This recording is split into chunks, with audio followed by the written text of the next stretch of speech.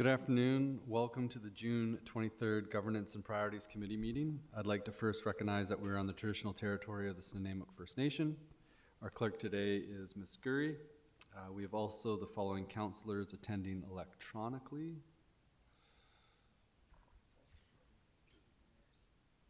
I don't think we do. We have none currently. Today's Governance and Priorities Committee meeting will be held in accordance with the Community Charter and Council Procedure Bylaw 2018, number 7272. If during the meeting any member of the gallery has a question on a matter that was considered by the committee today, please sign up on the sheet located on the table by the double doors to my left. Please note that the Council Procedure Bylaw states questions will only be taken on staff reports or other items. Remind everybody to be civil. And the first item on our agenda is the introduction of late items. Thank you, Chair, and good afternoon. For late items today, we have agenda item 6B2, Urban Tree Canopy Assessment. We're adding a delegation from David Quigg, and that's it, Chair. Thank you. So we have a motion for the adoption of the agenda as amended. Moved by Councillor Hammond, seconded by Mayor Krogh. All in favor? Carried. And if we could get a motion for the adoption of the minutes as circulated. Moved by Councillor Eastmere, seconded by Councillor Hemmons. All in favor? Motion carried. And that brings us to agenda planning, upcoming topics and initiatives. Ms. Gurry. Thank you, Chair, and good afternoon again to you and the committee. In your agenda package, you have upcoming GPC topics and initiatives listed on the agenda. And for July 14th, we have scheduled demolition and deconstruction bylaw, which was an IAP priority action item, and it was also a council motion from December 9th, 2024. We have the parking review and bylaw updates scheduled for that day. We have review of parking rates and penalties, which are both IAP priority action items. And we also have the city plan review project, which is a provincial requirement that the city review and amend its OCP by the end of the year in 2025. So this is to address that matter. And in October, we have some items listed as well that could potentially change still, but we have incentives that support city plan, Nanaimo neighborhood zero emission vehicle bylaw, tenant relocation protection project, parking review and bylaw recommendations. And in October, we have a zoning bylaw review as well. Sorry, because that was all for October 27th. And then November, we have tentatively scheduled the implementation of the building permit function review and recommendations that was done by Alan Nielsen Consulting. So that is what we tentatively have scheduled for November. So now if any members of the committee would like to add anything to the upcoming initiatives or topics, would be a good time. Not seen. Oh, yeah. Councillor Perino. Thank you, Chair. I can't remember where we talked about this particular item. It's to do with bikes and bike safety, and I can remember Councillor Eastmere brought it up too. We were trying to figure out about how the different types of safety aspects for bikes when they're parked, and I just wondered whether it was one of these past meetings or if it was another meeting, and if it wasn't, I'm wondering if we can add that to a future meeting too, but I can't remember the details. Remember that? Yeah, we talked about the bike storage, right? Yeah, because some of our facilities don't have enough bike storage or safe bike storage, and we've received some emails about it, so I wanted to make sure we brought it up at some point. We did discuss it, but I just can't remember exactly which meeting it was. There was a there was a report that came to us about different options, and the staff want to explore it. Exactly. I'm not sure if we've had that's returned. Mr. Lindsay.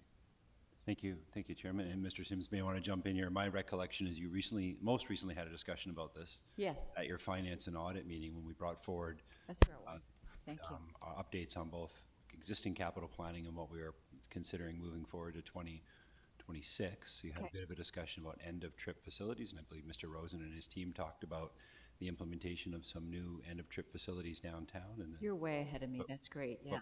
absolutely, if council wanted to have a further discussion about that, we could. Well, no, it was just I wanted to make sure that we had actually talked that one through, and if we were doing any work subsequently on it. I couldn't remember, but I just knew when we were talking about parking issues, that was why it came. I'd written myself a note, and then I couldn't remember where I'd put it in the meetings. And do we end up proceeding with those recommendations, or was there a change in direction at that meeting? Okay, Mr. Rosen? Through the chair to Councillor Perino. So as Mr. Lindsay mentioned, when we provided that update to council as Yep. part of the Finance and Audit Committee meeting, I mentioned that we do have 3 years' worth of dedicated funding for end-of-trip facilities for cycling. I believe Right. we have some money from last year, Yes. this year, and next year. And there was some particular types of end-of-trip facilities that we had presented to council, and they Yeah. were quite costly. They were focused on the downtown. But what we're looking at doing is trying to find out if we can partner with a third party to reduce the cost of it and the O&M costs of it. So we're in the process of trying to explore that right now. Okay, So that's where we're at right now, is we have the funding, and we're trying to find a way to implement it that reduces the costs and adds benefits. great. So it'll stay with finance and audit versus in the GPC meetings. Right, thank you. Okay, yeah, if there's something that we wanted to follow up more on, maybe we can chat and We can bring it back, bring yeah. something forward. That's Okay. great, thanks. Thanks, Councilor Perino. Any other comments? I just had one question. For the October 27th, there's the incentives that support city plan, and then also the Nanaimo Neighborhood Zero Emission Vehicle Bylaw that are in the peach-colored highlight. Does that mean that's sort of that's potential that be coming, or that those things will be coming?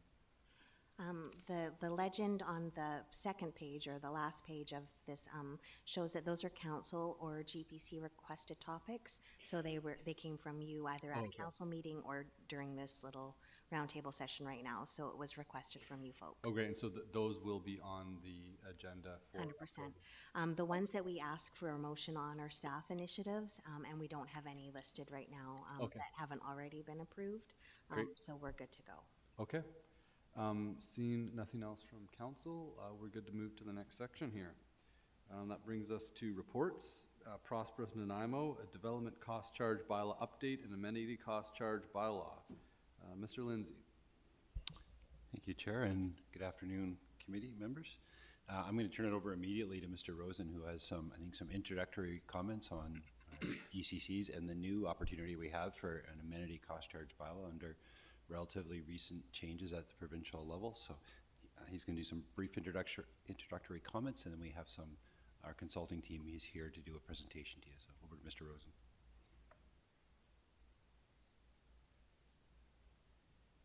Thank you, Mr. Lindsay.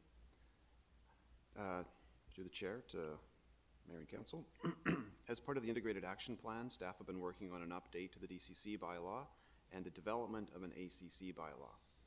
We provided an introduction to the subject last November, and Council made some choices on the ACC projects. This presentation will include a bit of a refresh on the topic and an introduction to the new rates with some choices for Council to make.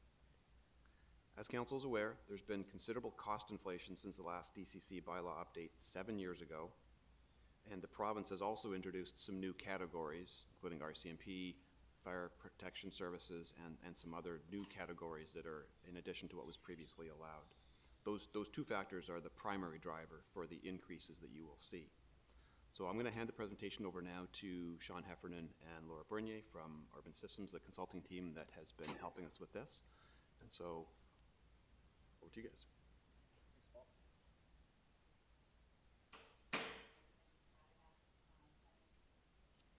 Good afternoon. Thank you for having us. My name is Laura Bernier from Urban Systems. I'm here with my colleague Sean Heffernan, also from Urban Systems in Victoria. So thanks for having us up here in Nanaimo this morning. Today we're going to primarily be looking at the proposed DCC and ACC rates, given some of the modeling and scenarios that we've conducted.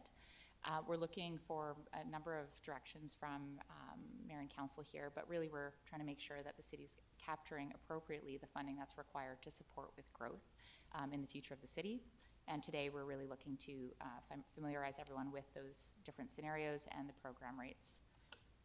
There'll also be an opportunity to, as we'll introduce these, we'll explain each of these concepts as well briefly again, but to review the municipal rate options for the municipal assist factor that we've proposed in the different scenarios, to reflect on moving forward with an area-specific transportation DCC, proceed with stakeholder engagement with developers and other interested parties, to give guidance on waivers and reductions and whether to investigate those, as well as economic analysis on the viability of different rates. So with that, we'll give a very brief overview of the ACC and DCC refresher. We'll skim the tops of the waves of those as they'll reflect very closely the last presentation that was given to council a number of months ago.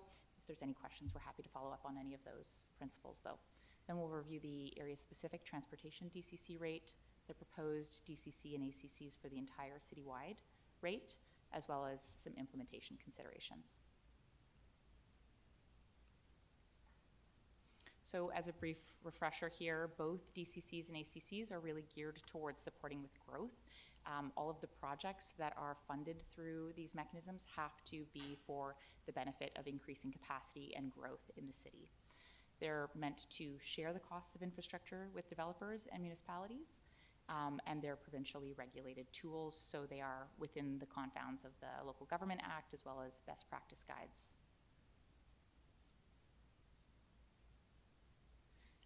They're an important tool to ensure that there's fair and equitable sharing of those costs, as I mentioned, with developers, and they also ensure consistency, so developers can prepare for and include in pro formas what the costs are associated to infrastructure that's required for growth, and help support minimizing financial risk that to ensure that those projects actually are able to get built. So ensuring that the city has the appropriate amounts of capital and reserves to ensure that infrastructure projects are created to support growth as it's happening. And a brief overview of what projects are eligible for both DCCs and ACCs. So really here, focusing on the DCCs, it's any one-time capital cost to support a number of different infrastructure services. So we have parks, transportation, drainage, sewer, and roads, as well as some new categories that were updated in 2023 for fire protection, police, and solid waste. They cannot be used for anything that is asset management or operations and maintenance, as those don't readily support a growth in the community. For the ACCs, not an exhaustive list, but they're really used to support community amenities or social amenities such as community centers, libraries, rec halls, those types of things. Again, they can't be used to support with existing deficiencies or O&M costs. They also can't overlap with the DCCs, importantly. So really there's a lot of care that's been done here to make sure that the ACC programs are very distinct from the DCC programs. So first off, we'll just introduce the proposed ACC projects. Really, ACCs are a little bit more simple. They're often used to fund some larger scale projects, and so there's only 3 that are being considered in this update. So there's the Bevan Park improvements, the community center, and the stadium district improvements that you'll see here. And this is really one mechanism to ensure that those overlaps aren't created with the DCCs and with park services through the DCC programs. Rather, focusing on some of these larger scale community amenity projects is really the direction that was done here. So a little bit of the rationale behind these projects.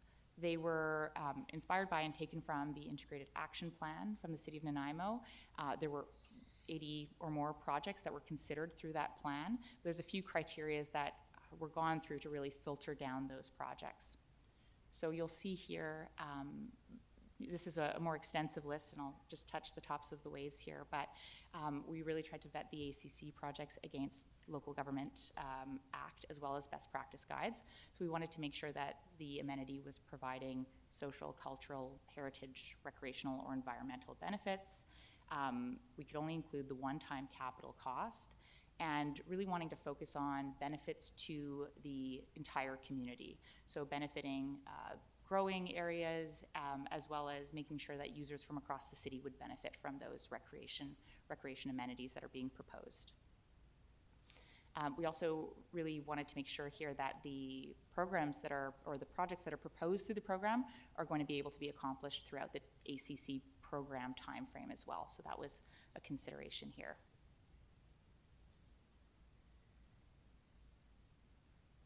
Okay, and with that, I will pass it over to my colleague, Sean. So this is just a, apologies. Sorry, this is just a quick refresher on kind of the DCC, ACC tool and the mechanism there.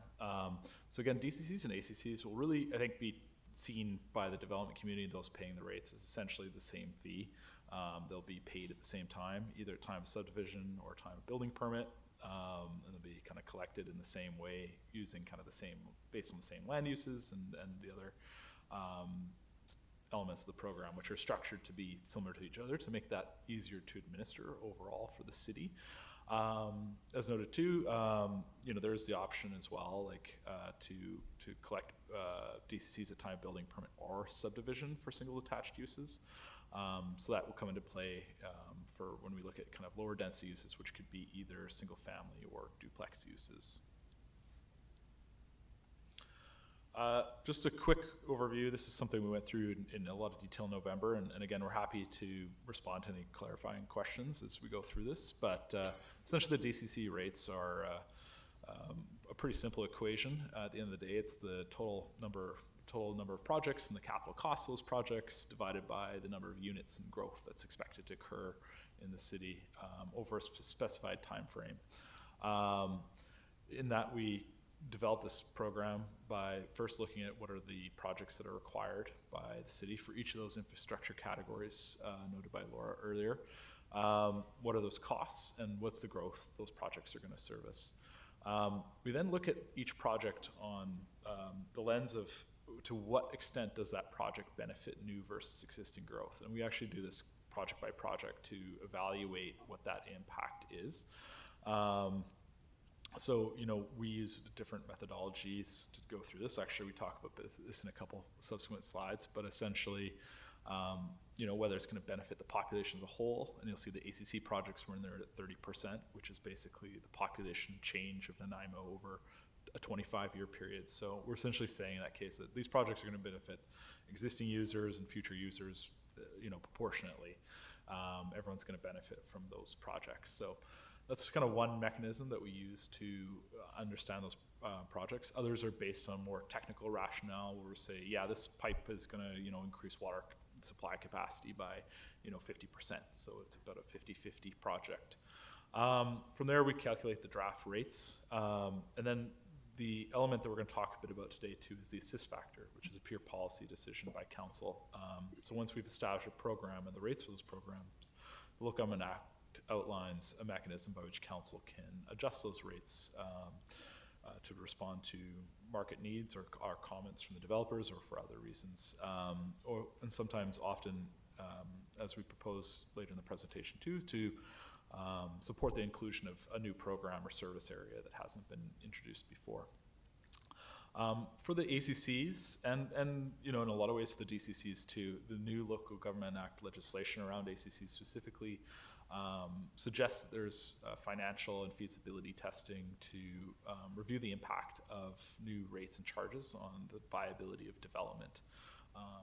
And that's something that is included in the Local Government Act at a fairly high level, and just simply saying that the inspector of municipalities can kind of ask for you know, more evidence that your new rates are not impacting development. And then the best practices guide goes into quite a lot more detail about what that analysis should look like, and really encourages that is done, especially when we see larger changes to rates that could have a bigger impact on development viability overall. And then once we have kind of the draft program and as is established, we're kind of there today, we will take this forward to hopefully have a conversation with the development industry and other stakeholders to get feedback from them based on the draft program and the rates, which we'll bring back to council if desired for 3 readings. At that point, if the bylaw receives 3 readings, then it goes to the ministry for their review and approval by the inspector municipalities, and comes back after that for 4th final reading and adoption. Just a quick summary of kind of some of those inputs I was reviewing there. So growth, population forecasts are based on BC stats data, planning documents. The city plan document has been helpful in identifying, core growth areas and areas that we're expecting to need infrastructure. There's been some reports by Colliers on some of the more specific areas of growth, and especially for non-residential uses that kind of help us inform the approximate growth of commercial, industrial, and institutional uses in the community, as well as like inputs from staff around their knowledge around the zoning, land capacity, and different servicing constraints across the city. Population and job growth are translated into development units through an equivalency factor that assigns, basically says that, yeah, this particular use is going to have this approximate impact on infrastructure. So that's why rates for single family are higher than apartments, because they will have a bigger impact on the overall infrastructure. And then each program has a time horizon associated with it. So we do have 2 time horizons, and I'll talk a bit about that, but essentially most programs are based on 25-year time horizon. Water supply, because of the long-term planning and the scale of the projects, is based on a longer 40-year time horizon. So we'll talk a bit about that as we go forward. So capital costs and timing. So making sure too that the costs and the projects identified are aligned with the overall expenditure of capital costs, so that you're collecting enough revenue to allow for the timely implementation of the infrastructure that you need to support growth and development in the community. Again, these are based on 10 to 30-year programs. Again, we're looking at 25 years for most programs and 40 for water supply, just based on what we think the infrastructure is needed for, and the population it's going to service ultimately. This helps kind of to create a rate that will hopefully respond in a way that allows you to balance the implementation of the program while generating rates that are viable from the development industry.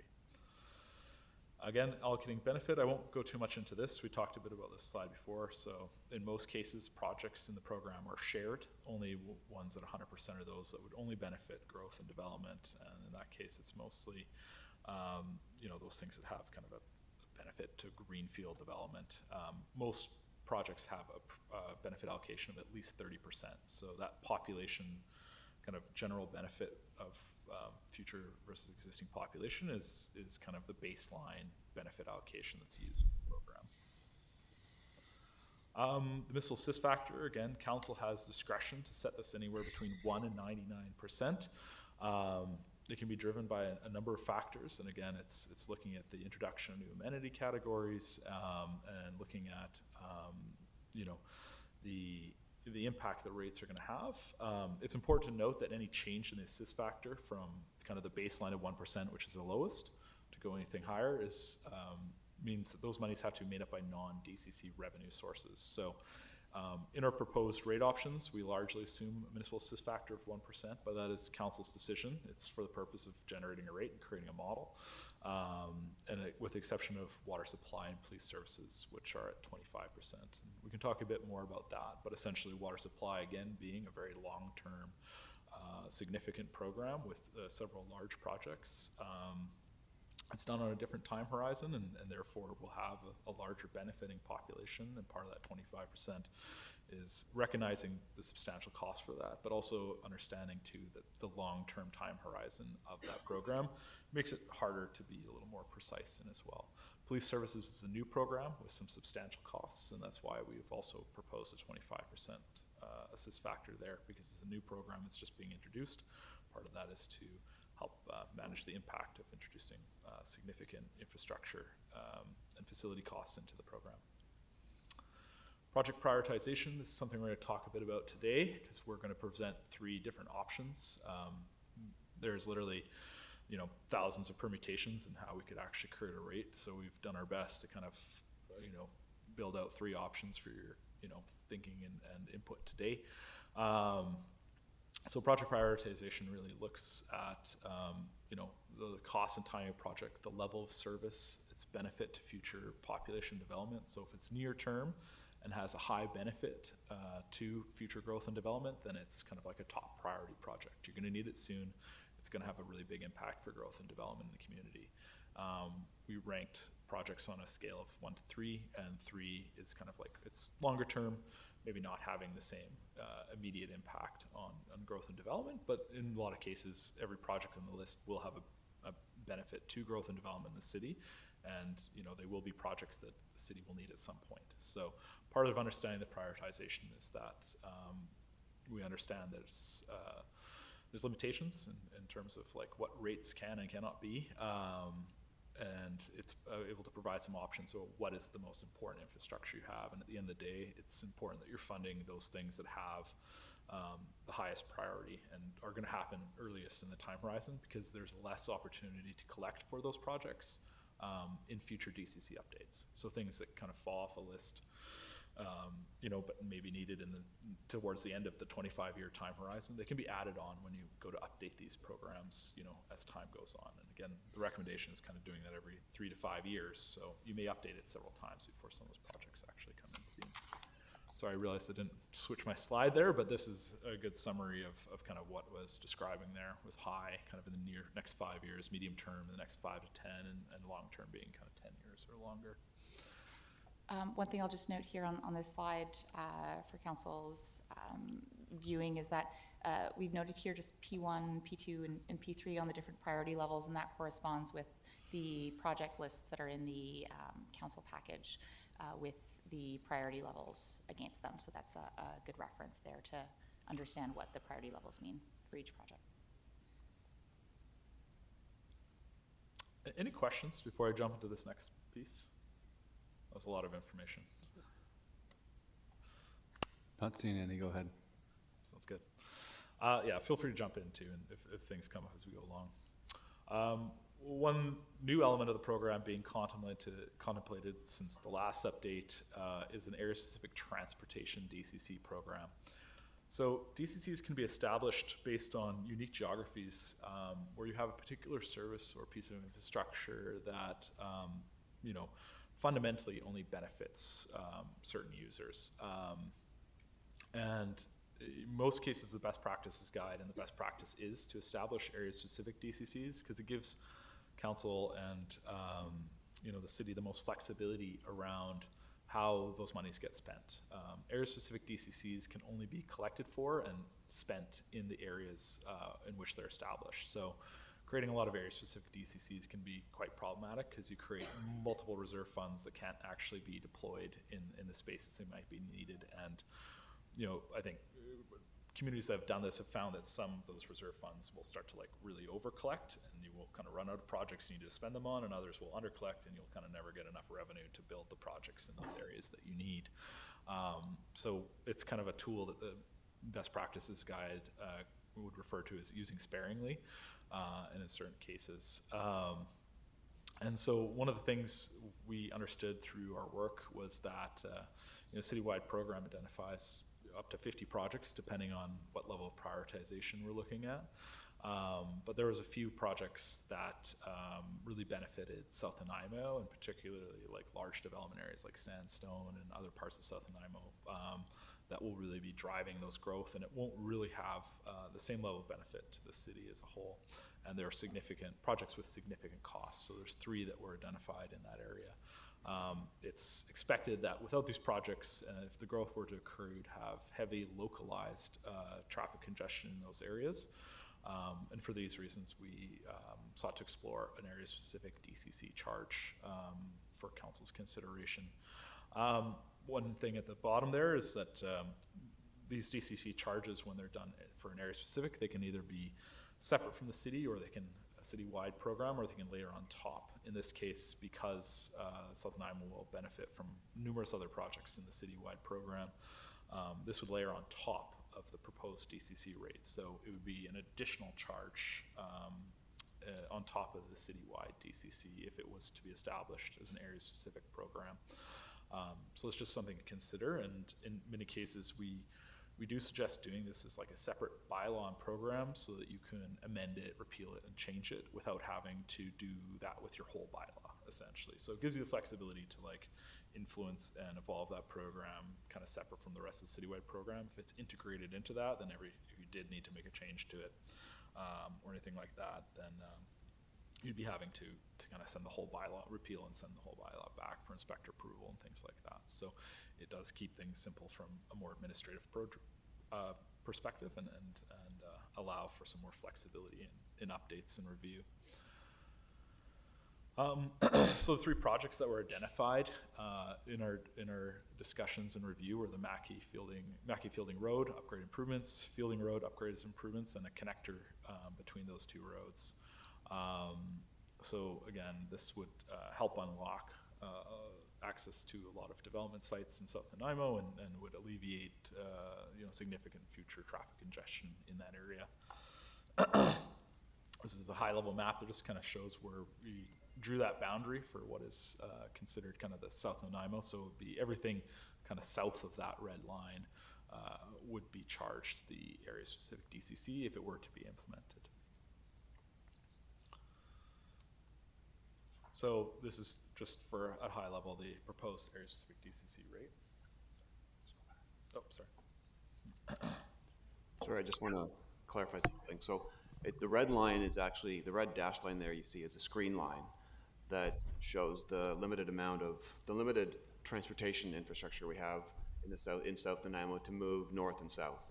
We're very heavily reliant on the provincial highways, both the Parkway and the Highway 9. It's very limited city streets to provide north-south movement. And we actually have, if you look at the little inset area, it shows the blue dashed area. That would be the local area, DCC area. So if you're familiar with the railway overpass near the Rona, that would essentially be the line where south of that they would pay for the local area DCC. Okay.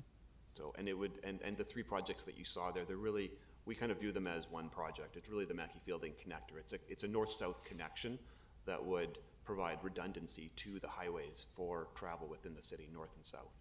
So anyway, sorry, go ahead. Oh, that's great. Thanks. Just got a question with Councillor Perino. Thank you, Chair.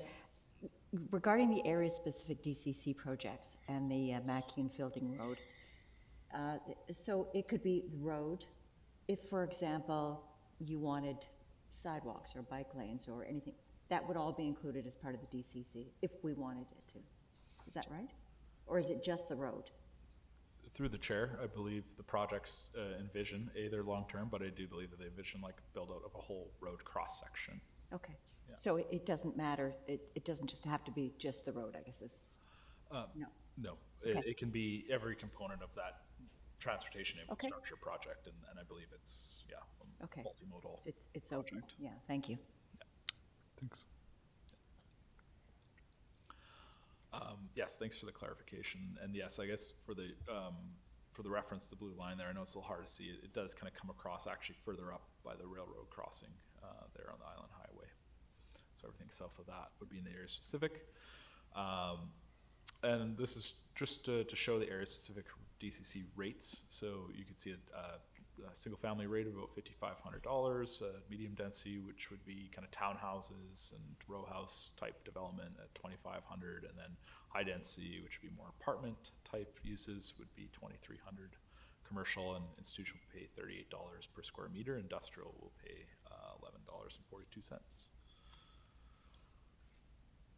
I'm going to pass it off to Laura here to walk us through the draft DCC rates. Great, thank you. So you'll see here that these are the current rates that are currently being applied for the city of Nanaimo. We've also included a regional district DCC rate here. It's not applied over the entirety of the city, but there are some areas where that is applied. So these are the current rates that are being charged.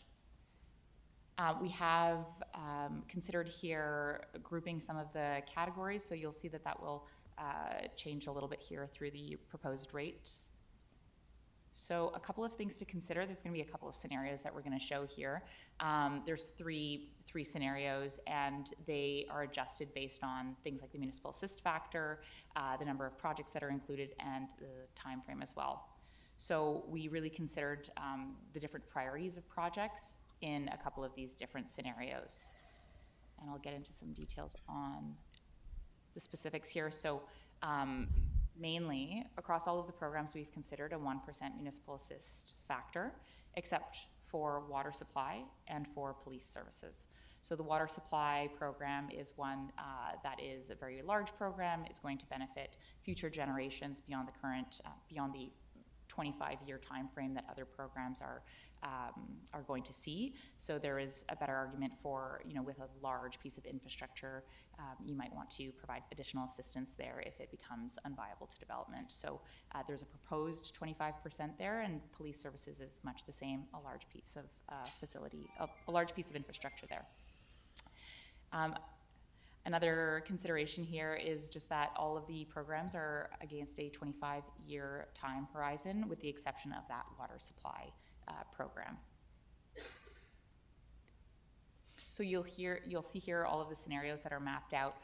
Really, the key pieces, scenario 1 includes all of the projects that were listed by staff for the full kind of spectrum of what the upper limit of the DCC rate could be.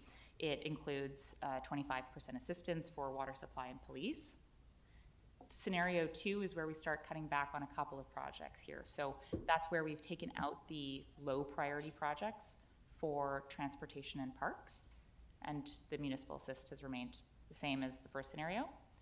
And then in the last scenario, we've taken out both medium and low priority projects from parks and transportation to further reduce the rate. We've also increased the assistance for the police services to 50% in that scenario. So you'll see it creates, a wide range of DCC rates here. The ACCs will remain constant. Sorry, one moment here. Just go back a slide. Oh, back. Thank you. I just want to jump in there and just clarify something. So although we're describing them as low, medium, and high priority, they're not that they're low priority projects. They're still very important pieces of infrastructure required to support the growth. It's just that they are lower priority within the overall list. So I just want to make that clear. It's not that they're low priority projects. It's just in terms of the hierarchy of the projects, they're lower than the other ones. So, Thank you very much. That's a great point. And that's where I think that prioritization schedule earlier on will really help understand why we're calling them low priority, but for the simplicity of scenarios, really a lot of the time they're projects that are just further out in the time horizon, and so there's more opportunities to update the DCC programs as you're updating the bylaw every 3 to 5 years and capture those projects at a later date. It's not to say they're not necessary projects for the city. So here under scenario 1, this is the full suite of the program and projects, including all of parks and all of transportation with the 1% municipal assist, except for water and police. You'll see it's almost 60,000 a door for single family, 32 for medium, and 24 for high density.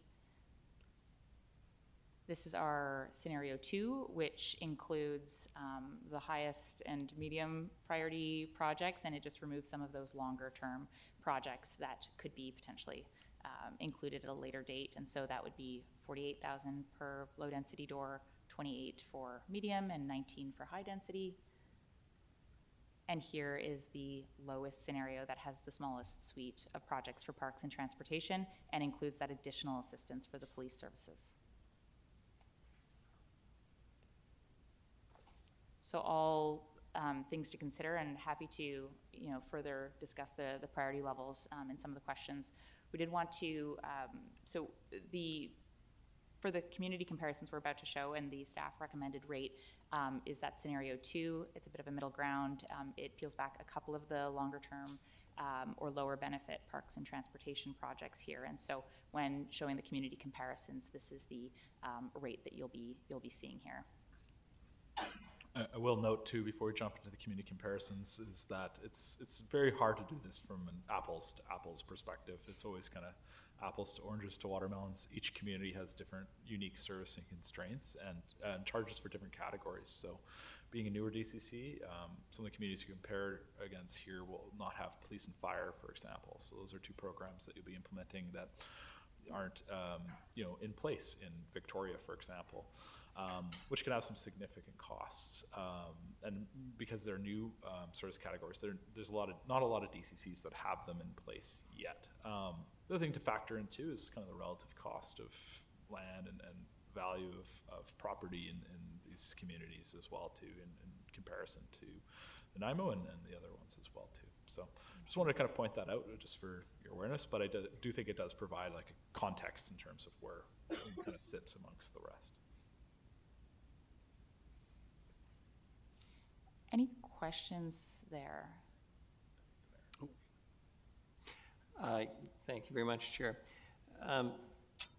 Looking at the comparisons, of course, you always want to know where you fit in the grand scheme of things.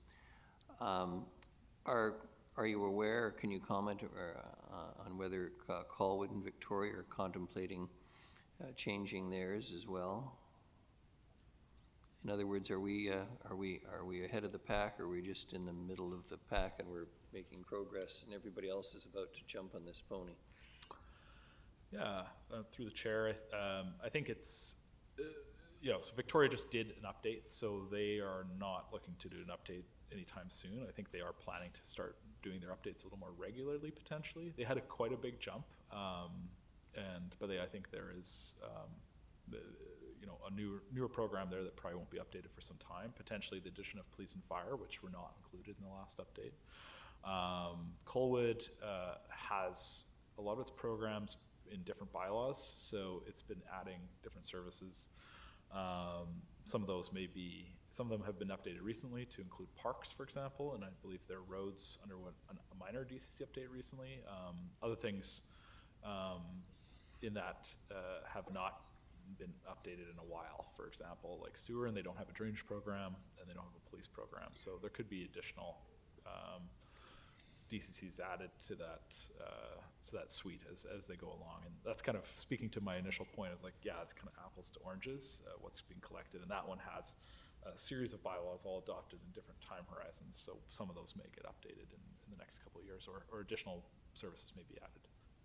ACCs would be the other one that hasn't been discussed. And if I may, I mean, one of the things, Nanaimo is 91.3 square kilometers, as I keep reminding everybody, and much harder to service than the city of Victoria, which I think is 17, 18, 19 square kilometers. Burnaby, North Van, Kelowna, any idea how many square kilometers they're looking at within their city limits? It'd be really testing. I thought it was grade 4 geography all over again. I'm your hated teacher, it's okay. I think, to what you're alluding to, the District of North Vancouver, Kelowna, and Burnaby are far larger geographies, and yes, they have a much larger scope of land they have to service, right? And this is, again, the apples to watermelons. Victoria is a very compact community, which benefits a lot of its services in terms of like underground utilities. It can make things like parkland more expensive to acquire, and you can see that makes up a pretty significant chunk of their overall program. Versus it being a smaller chunk of Nanaimo's. So that can be where things are a bit different. Colwood is also like an area, like as a community, it has a substantial greenfield development area as well, where a lot of the infrastructure is being built brand new. So it's actually being dealt with through municipal type development agreements and things like that actually will provide a lot of infrastructure to the greenfield sites that won't be included in the DCC programs because they're being delivered by developers through another form of agreement. So that's another kind of unique one where their rates and kind of what their costs are looks pretty different from, say, an infill development within the same city. So yeah, there's some unique trade-offs there. Thank you. Councillor Eastmer? No. The federal government has talked a little bit about cutting DCCs in half for municipalities and like working with provinces and territories to make up that shortfall, which makes me feel uncomfortable. But have you thought about that at all when developing this plan? Through the chair, I guess there hasn't been like clear direction on what that looks like, and the DCCs are a tool administered and created by the province, so it's not something that is like federally regulated. In the end of the day, it's regulated by the province. And they haven't really said anything that they're gonna change the way that approach looks. It's something to keep, I think, to consider, but to this point, I haven't heard more information about what that might look like. The proposition to cut multifamily DCCs in half, I believe, was what was stated, and something like that could be done through something more like an assist factor, not necessarily needed through the adjustment of programs. So I guess there's different ways to approach that depending on if and when anything kind of comes out of that. Thank Sorry, you. I don't have more information. And is there, like with these proposed options, do you have a couple other like potentials for us, or like ways that we can adjust these? Because like to me, you know, some sections look disproportionately large, and I'd like to be able to, you know, slide those around a little bit. Yeah, through the chair, I mean, like I said, kind of preemptively a little bit there, is that, yeah, I mean, there's you know, a lot of different iterations you could propose. I think what the best lever, based on the kind of the options we have, is probably the assist factor. I think when we looked at the programs, it, you know, if you start to trim too deeply into some of those lists, then they can, you know, you do start to maybe impact that level of service. Maybe you are starting to take off projects that might be in the medium term that could be needed sooner. So in terms of like removing different levels of priority from some of these programs, it may be more challenging than actually looking at the assist factor. Because at that point you're kind of, I guess, the cost of those projects will either be made up because they're not being paid for through DCCs, or it'll be made up through the municipal assist factor. But the municipal assist factor, by changing that, you actually allow the projects to stay on the list, which gives you more flexibility of like where you can spend the money on. So if they're not on the list, you can't use DCCs to pay for them at all. If they're on the list, then you can use DCCs. You can also work with developers to build those projects and give them credits. If it's not on the list, then if a developer does want to construct a project that's out of sequence or further in the time horizon, if it's not on the list, then you have to do a separate type of agreement with them as well too. So it could limit your flexibility in terms of working with developers on some creative solutions where they're delivering the project and getting DCC credits in return. So in that sense, there's, you know, the lists, you know, can be changed, but the municipal assist factor, based on kind of where we have it, I think has the most flexibility in terms of how the program would be delivered in the end. I'll just add in there. You'll notice in the 3 scenarios we've provided, we've got different levels of project lists for transportation and parks, because we believe those ones are somewhat elastic. So with transportation, for example, we can absorb more capacity through, unfortunately, congestion. So if we don't do a project, it doesn't mean that people won't be there, it just means there'll be more delay in the system, right? So that's kind of an elastic level of service. With things like water and sewer, they're not so elastic. People are still going to use water likely in the very same way they're using it today. So we haven't provided council with options to reduce the water and the utility programs, because they're really not that elastic. What about protective services? Like, what's the elasticity rating on that one? You just didn't mention it, so. I didn't mention it. They're new programs, and I think, as council knows, we're working through like an RCMP detachment upgrade project that is very necessary right now, and so we've included that as a project. It's got a pretty high assist factor for a new project, but just recognizing that it is a pretty significant piece of the program. It's a pretty big piece there, so that's why we've proposed a fairly high assist factor. Council could decide to change that. Council could say, reduce it to 1% or increase it to 50%. The downside is, whatever council wants to make up from the DCC, if you increase the assist factor, that particular one would come out of general revenue taxation likely. And is RCMP a discretionary service? We have to live within the requirements of the RCMP's contract and so on and so forth. So I wouldn't say it's highly elastic. I mean, as with any building, you can adjust how cramped people are in cubicles and stuff like that, but there's a limit, right? And I think with the RCMP, we're approaching that. So it's not really a discretionary project. I might speak to fire briefly too there. I think that's, yeah, it's speaks well to police, which is one project again.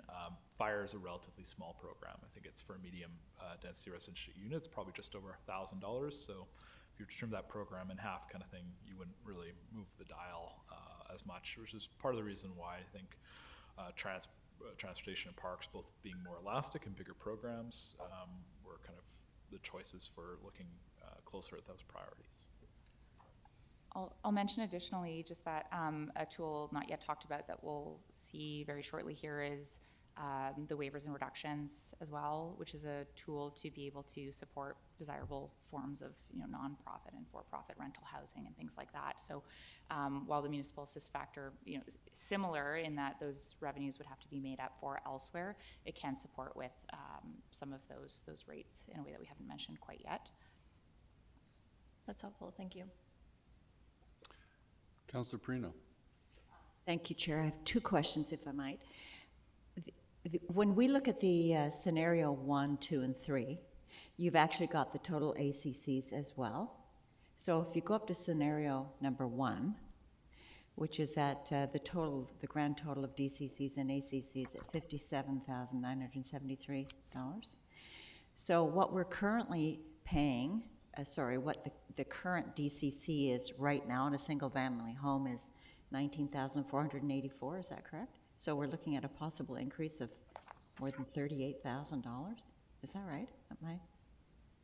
So that is correct, eh? That's a lot to swallow. Through the chair, I'll clarify too that 19,000 includes the regional district of Nanaimo DCC rate. Okay. So it's going from about 15,000. 15,000. So it is. So it's over 42,000 more. Given that the province in particular wants us to increase our housing numbers, and this would put a substantial cost onto what people already pay, how does the province, do they say anything about this? I mean, I realize we're probably behind in our charges, but wow, that's quite an increase. Through the chair, I guess there's a couple things to chat through in this one. One is that the low density residential rate is increasing more than the medium and high density, and that's because we've incorporated the ability for low density uses to have a suite as of right, so their impact is going to be relatively higher. So that rate does actually kind of increase proportionately higher. It's still going to be significant for medium and high density residential uses as well. It's certainly not minor. And the province does have the ability to remark and comment on the impact of DCCs and changes. And I think that's part. Say that again. I'm sorry. I just missed what you just said. So under the Local Government Act, it's clear that DCCs and ACCs, shall not, limit the provision of reasonable priced housing within a particular community. How that's evaluated is something that is hard to estimate, and that's part of the rationale behind some of the discussion about the economic analysis that we'll talk about later in the presentation. That's something that came out of the new legislation. It relates particularly to ACCs, but in this case, because those two things are coming in together and they're essentially fees paid at the same time, DCCs are part of that equation as well too. So the province has said through the adoption of ACCs that communities should consider doing an economic analysis to understand the impact on overall development viability. That's why that's one of the items that's being proposed as part of the next steps in this program, so that we can give council a clear answer, and the province a clearer answer as to what is that particular impact. It's not an exact science, but also makes the program more defensible, and it can be something that can be helpful communicating to the development industry too, where we might see the impacts as well. And it's becoming something I think the province is going to look for more and more, especially as you have larger and more substantial rate increases.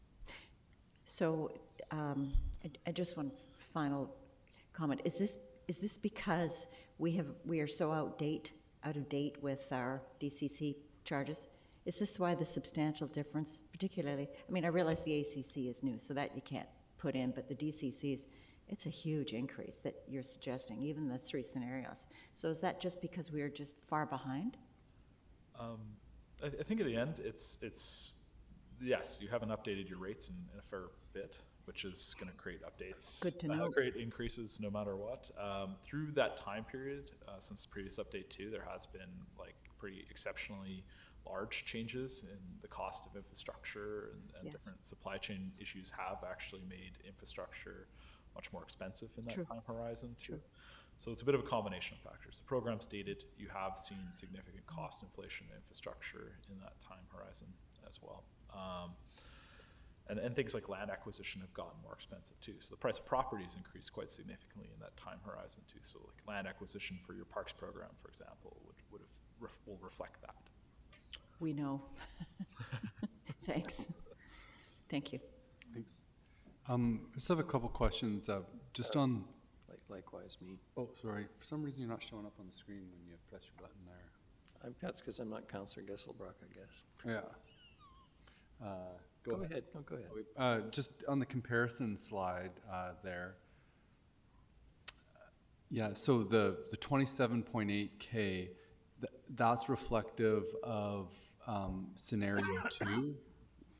And like on my slide for scenario 2, I have medium residential density, and it says total DCC 28 or 24, and then total ACC 3,000. So is that 27.8 DCC and ACC combined? Through the chair. So this is the 24,800 Yeah. for the total DCC. This does not include the ACC rate, but it does include the regional DCC. Okay. So which that's is why three. there's a discrepancy Gotcha, between those okay. two rates. Yeah. So just back thing, so Burnaby District of North Vancouver, a substantial amount of their DCC, their regional DCC is quite large, which is pushing them very high. Is that Metro Van? Like, is that the DCC for Metro Van? Okay, so our regional DCC is quite small comparatively to Metro Van.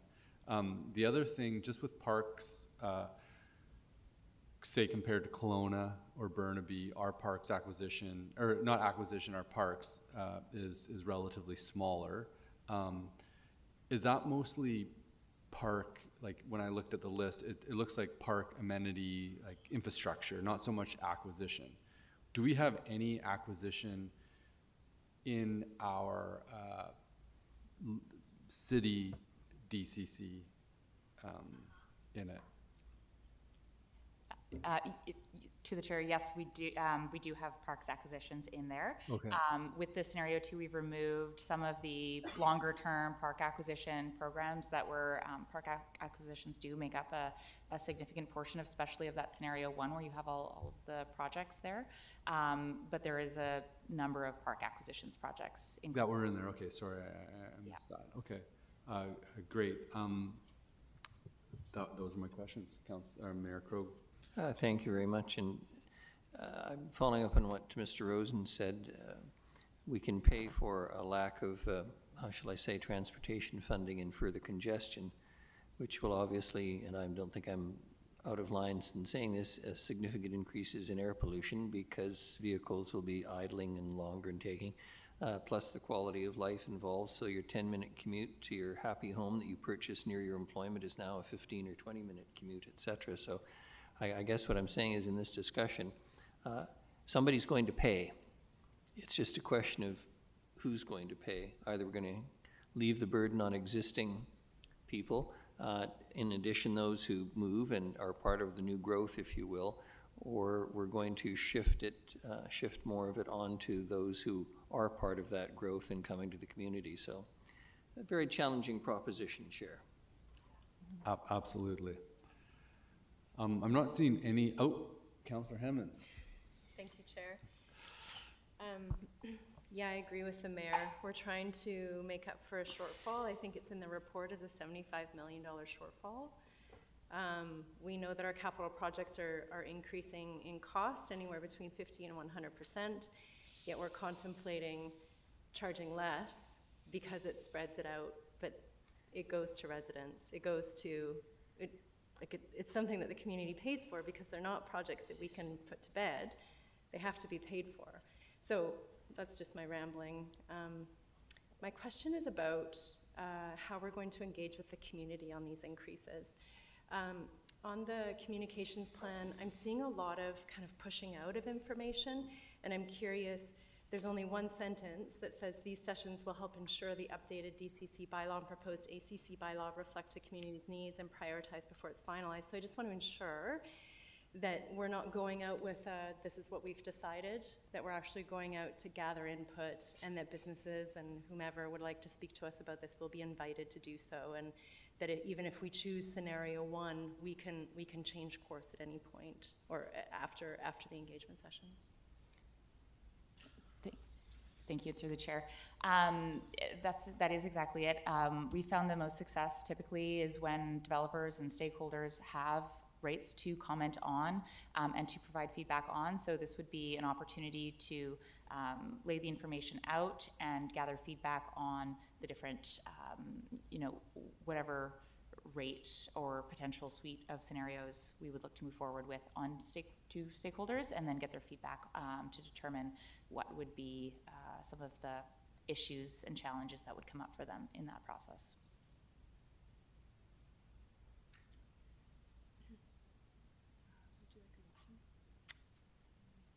Go for it, yeah. Okay, in that case then, if chair is comfortable, I'm gonna make a motion. Sorry, I'm just toggling between reports here. And it would be that we go with scenario 2 for community engagement. Sorry, it's the recommended option, option 1. Oh, I'm sorry, it's not. Multiple reports here. Can I just interject? So Yep. we still have a fair bit of the presentation to go through. Oh, Great. And then I was gonna help walk council through the motion, which is a 3-part great, to the motion, so if, great. Continue on and we'll get to the motion in a second. I thought this was the end and Councillor Hemmons was raring to go, so We'll make the rest quick. no rest for the wicked. But yeah, please continue on and we'll follow that process. Thanks. Wonderful, thank you. So I think we've reviewed most of these comparisons here. We wanted to demonstrate the proposed ACC rate, which remains constant through all the scenarios for those 3 community amenities that we saw earlier. This proposed ACC rate really is very much in line or below most other communities and the ACCs that those communities are proposing. So this is for medium, high density, and commercial ACCs. So you'll note here that the community comparisons are just very, very different. ACCs are a relatively new tool that have been legislated, and so there are only a very select number of communities that have actually passed an ACC bylaw.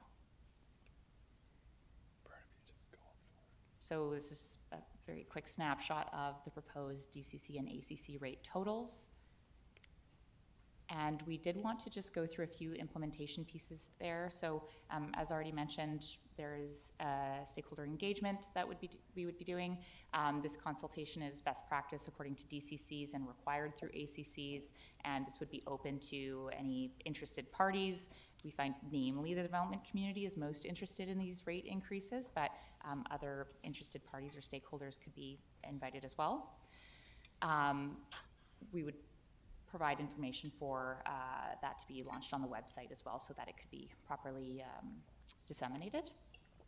There are a few exemptions here. I won't go into detail on these. There are a number of DCC exemptions that are legislated and in the Local Government Act. There are a few that can be varied by council as well. So those DCCs for building permits under $50,000, for small residential units, and for fewer than 4 units, for example, a triplex. And so it can be written into the DCC bylaw to vary these and to actually charge for those uses, and we would typically do that for fewer than 4 units, for instance.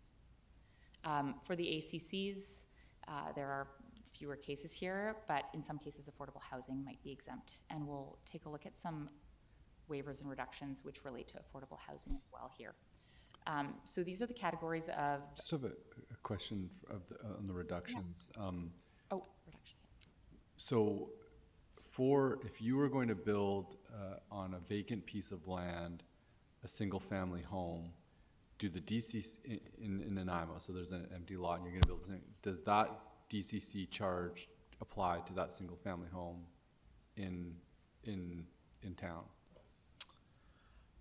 Yes, to the chair. So, yeah, just a qualification on that last one, the fewer than 4 units. It's something in legislation that says like that those developments with fewer than 4 units are automatically excluded from paying DCCs at time of building permit only, unless otherwise stated in the bylaw.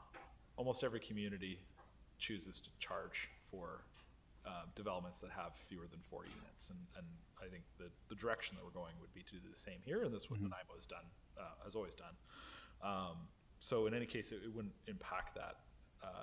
And if you did actually decide you wanted to leave that exemption as it was, because single families are charged on a per lot basis at time of subdivision, they would still pay at time of subdivision in that case. So it's a weird exemption in the legislation that they basically include, and then with the option to not include it essentially. So most bylaws just say, for clarity, we will charge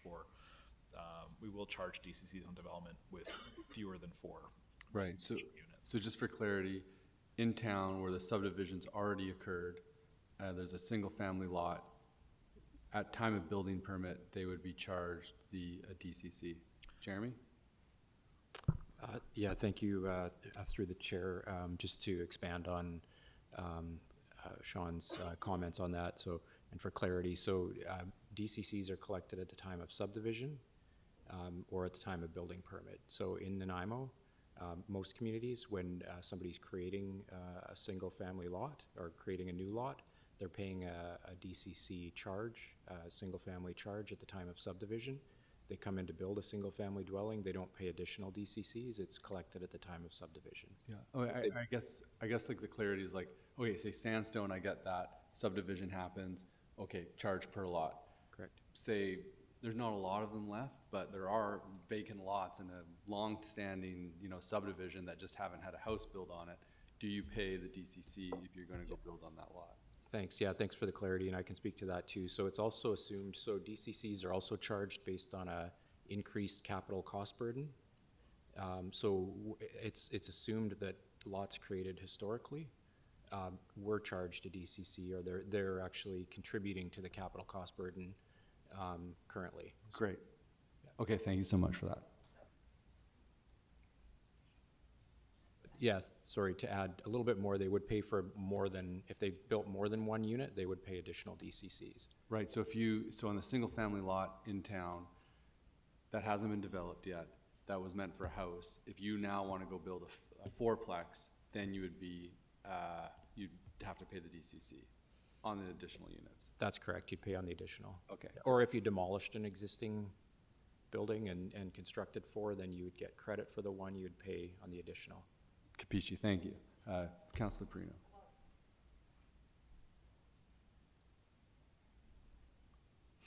So just from your point, Chair, so if you happen to have a large lot that you've had for 30 years, and you tear the house down and build 2 houses because you've got lots of space, each one of those will pay DCCs.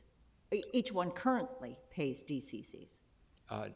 Through the chair, no, you would get credit for the house that you demolished. So we'd assume that there was 1 DCC Way back. credit Okay. payable or receivable, I guess. So Okay. yeah, DCC administration is fun and challenging. Yes. But definitely we do provide, and there's case law and guidance, there's best practice guidance around managing development cost charge payment and credit, and the city follows best practices around that. But Okay. yeah, to answer your question, if you had an existing dwelling, Right. you tore it down to build 2, you'd have credit for the 1 dwelling. And you'd pay it on the other. You'd pay on the other, that's correct. Okay. Okay. Thank you. Thank you. So a couple of things to note here on the waivers and reductions. There are opportunities to waive or reduce DCCs or ACCs for eligible types of development, which are listed there above. We typically would recommend doing this through a separate bylaw so that it doesn't need to go to the Inspector of Municipalities every time the waiver and reduction bylaw, it needs to be updated. That amount that is waived or reduced does need to be made up through non-DCC revenues. So something to be considered. A note here, so for in-stream protection, eligible, or sorry, in-stream developments that have created and completed their application and submitted it are in queue to receive the current rates. They're grandfathered into the current rates. So as long as that application has been completed and they're in stream, they would be under the previous rates for 12 months. Any new applications that come in would be paying the new DCCs. We noted briefly here the idea of credits.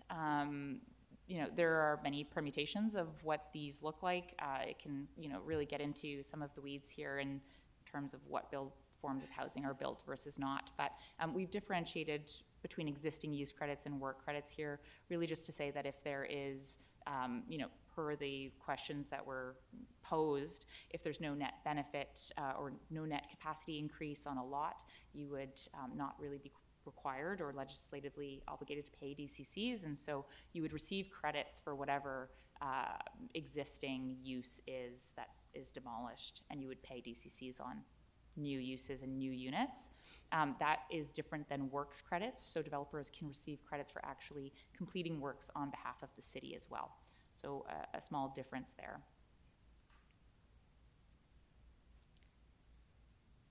Another thing to note here, we've mentioned it briefly earlier, economic analysis is becoming more and more common. It's highly recommended for the ACCs to understand whether they are kind of tipping development into a non-viable space. So it's something that's becoming a common analysis. It can be a very wide range of scope to the level of detail that you're going into when you're conducting some of this economic analysis. So a few considerations here. There's many factors that will impact the viability of a development. DCCs are one of them, but land value, market conditions, absorption rate, the timing and speed at which development is going to be approved also has large impacts on the viability of development here. So there are, there's a few pieces that are at play, land being a huge one in terms of the viability of developments. And so looking at how those stack up and where the DCCs and ACCs factor in is an important exercise. I'll just note briefly too that the new ACC best practices guide does outline a high-level methodology for conducting economic analysis, and any economic analysis conducted through this would follow best practices.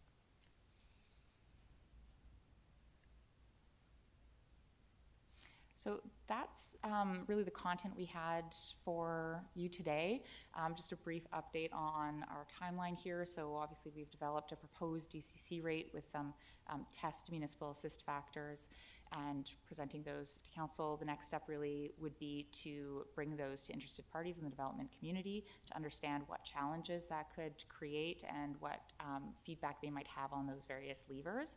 And then from there, we would incorporate that feedback and take a bylaw for 3 readings to council for the DCC bylaw, after which it would go to the province for approval and come back for final adoption. The ACCs aren't required to go to the ministry. However, so those would go for 3rd reading, and they could go for a 4th reading immediately after. Thank you very much. Thank you, Chair. So with the motion that's being the recommended motion, we are expected to put either a scenario 1, 2, or 3. Is that correct? Okay, because I'm not keen about that. I'd rather do the public engagement first and come back with options. So am I reading that correctly? Through the chair to Councillor Perino. So the council won't actually consider adopting the bylaw until the next time we come back. Yes, of course. So that will have all the information from the engagement and so on and so forth. But we need to go forward with some numbers to the development community for the engagement. We can't go with nothing. So that's why we're looking for some direction from council to go forward with some number. So you wouldn't go forward with all 3 scenarios? No, we're asking council to choose one of the scenarios, give us some direction on which scenario. We'll take that forward to the engagement and the consultation piece. And then the motion, the draft motion includes a number of other items. Yes, I see that. To consider. I get it. I just, my hope was that we would get the public engagement before we actually pick a scenario, because I'd like to hear what the public has to say about, it's a substantial increase. And, you know, some people, I may be reading this wrong, some people may be saying, hey, charge whatever, charge the full scenario 1. Who knows? And others may say no. It's just my feeling. Thank you. And the mayor. Thank you very much, Chair. I can't help but respond, if I may, to Councillor Perino. Obviously, if we put it out to public, they'll go for the cheapest scenario, which is not necessarily the responsible thing to do from a public interest perspective. Just one question, in terms of the payment of the DCCs, et cetera, you say it's upon subdivision. Are the funds paid prior to the registration, just prior or concurrently with this registration of the subdivision in the Land Title Office? What's the actual technical timing, if you will? Mr. Holm can probably tell me if Mr. Rosen can't.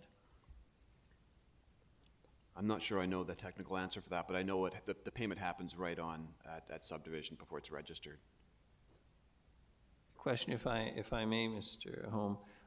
In terms of the payment of the DCC, is it payable concurrently with, prior to, or upon, or after the registration of the subdivision in the LTO? Yeah, it's payable just prior to final approval. And there are provisions for payment in installments. In the case of a building permit, it's payable prior to the building permit being issued. And the province has indicated they're open to looking at the timing of DCC payment related to building permits, possibly prior to occupancy, but that would require legislative changes. And is there provision, and I never did any subdivision work, so I don't know. Is there any provision in terms of prior charges? Because it occurs to me that, you know, you're registering a subdivision, you've got consent from the lender, et cetera, there's a mortgage going on the property, I'll guarantee at the time of subdivision, priority agreements and so on. If the city doesn't get paid, and it wasn't payable at that time, then you'd be somewhere behind the mortgage, essentially, is what I'm getting at, which is why the payment is made up front. Through the chair, correct. There's definitely a risk to that, as well as often if there is a DCC project that can be constructed by the subdivision developer, they're constructing that prior to final approval of the subdivision, and typically, and then there would be credit granted if there's credit payable for a DCC project constructed. It would be granted at the time of subdivision final approval as well. But yeah, you're correct that if it's not paid prior to final approval of a subdivision, then there is risk, and there's currently no provision in the legislation to allow for that. Thank you very much. Great, thank you. Just a question on infill and DCCs. Are DCCs used as a way to incentivize or de-incentivize certain types of development, or is that an issue with them? Through the chair, so thank you. Yeah, DCCs are legislatively not allowed to incentivize or de-incentivize certain types of development. That's why the municipal assist factor is, for instance, applied by service area. However, waivers and reductions can be used to support the for-profit or non-for-profit rental. For instance, that would be the one tool that exists to create different types of development. Right. Rather, the idea is that everyone is equitably paying into their fair share of the infrastructure burden they are creating. Right. And I guess my question is, like, some areas, and I like sort of the localized service area DCC, in the sense that there's infill projects in town where it's like the zoning's been changed, you can put 4 units on it, but for the most part, the infrastructure in that area can handle it, and there's not going to be as much of demand. But say, I'm gonna use Sandstone as an example, there are like serious issues around transportation, for example. Like the area is just not built to handle that number of people. Plus, we're putting in a type of development that we've been trying to shy away from because of the cost that has on the infrastructure costs for it. So say if we're going to put 600 homes in an area where it's difficult, that type of development should be paying DCCs, but the way that it's set up, it's like folks sort of in other areas are going to be paying the same DCCs regardless of the location. And so to me, there's a bit of a equity question here, and yeah. Correct, yes, and just to comment on that further, one of the vetting priorities for the DCCs is to ensure that it's going to benefit all users equitably, and so the projects for the citywide DCC really are those projects that have a benefit to the whole citywide area. As Sean mentioned earlier, area-specific DCCs are like use if must type of tool, and they were used for the reason that those selection of projects really did not have the same type of benefit to users as the citywide rate have. And just to build on that too, it's I think, you know, in terms of you know, the legislation and the best practices guide, all DCC projects should benefit multiple developers, development lands too. So there should be a multiple kind of benefit to each of these projects, and that is, as Laura said, part of the bidding process. Some areas do inevitably kind of get more infrastructure than others, but there's part of the need that some things, a lot of projects will benefit everybody, right? We talk about some of the ACC projects like Bevan Park and stuff like that. It's like all users from the city will have access to some of those amenities. Some might live right next to it and get a lot of use out of it. Some might live a little further away and not use it as much. So in that sense, it is an art meets a science, absolutely, but there are certain criteria around that eligibility that is meant to kind of keep things as equitable as possible. And that's really, I think, yeah, to Laura's point, that the sparing use of this area-specific DCC for South Nanaimo is kind of one of those areas that did stand out. Justified, yeah.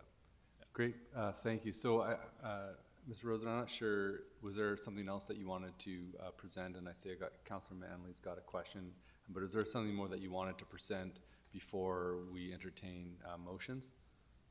No, Chair, just pointing out that council has a three-part motion. Part one is for council to choose a scenario or a rate, tier factor, assist factor to move forward with, and then 6 specific motions, and then the third one is to allocate some funding for the economic impact assessment. Great, thank you. Yeah, Councillor Manley, I see your little yellow hand. Thank you, Chair. Yeah, I had some similar concerns too, like around DCCs for, you know, we have a number of spots around town where people have a double lot, where we want to encourage that kind of infill. And it seems like that this is quite an increase. Like when you look at table 12 in the background report, it's quite an increase going, you know, for single family from 14,000 to anywhere from 33 to 52. And I'm wondering if we do want to make exceptions for that kind of infill, where it's not going to affect water and sewer as much as you know, a new development like Sandstone. So just thinking out loud there, and with when I'm looking at this other rate sheet, I noticed like the multifamily units was all on based on gross floor area, and so it's hard to tell what the increase there looks like. But is that because it's not a we don't get a direct comparison for gross floor area. We're going straight to a per dwelling unit, and so I'm wondering about what that increase looks like as well, because we do want to see more of this kind of development, multifamily, high density residential in the city. So I'm just curious about that, about what that cost comparison is, because it's $89 per meter squared of gross floor area, and then it just goes to a per dwelling unit of anywhere between 13 and 21,000.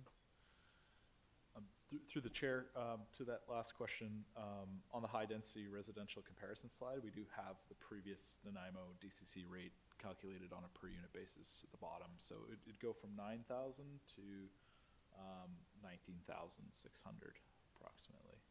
So it'd be about a $10,000 increase there. Yeah, just, we didn't dive into that one from the rate from 7 years ago, but yeah, it's just at the bottom of each, well, it's in the chart for each of them, typically at the bottom, just for clarification. In terms of, again, like incentivizing specific uses, that's something that isn't permissible under the Local Government Act or the Best Practices Guide, which it makes it challenging. I do understand that, you know, there are certain uses you want to incentivize.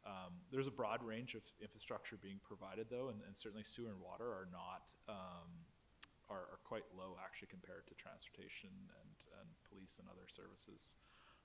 So although they may have a lower impact on the sewer and water, if you want to purchase more parkland, you know, close to the city center or other things like that, you know, there may be higher costs of servicing infill for some of those service categories than others. So it's a bit of a trade-off for sure. I do hear that, and unfortunately, there's not a lot of tools in the toolkit to prioritize one form of development over another.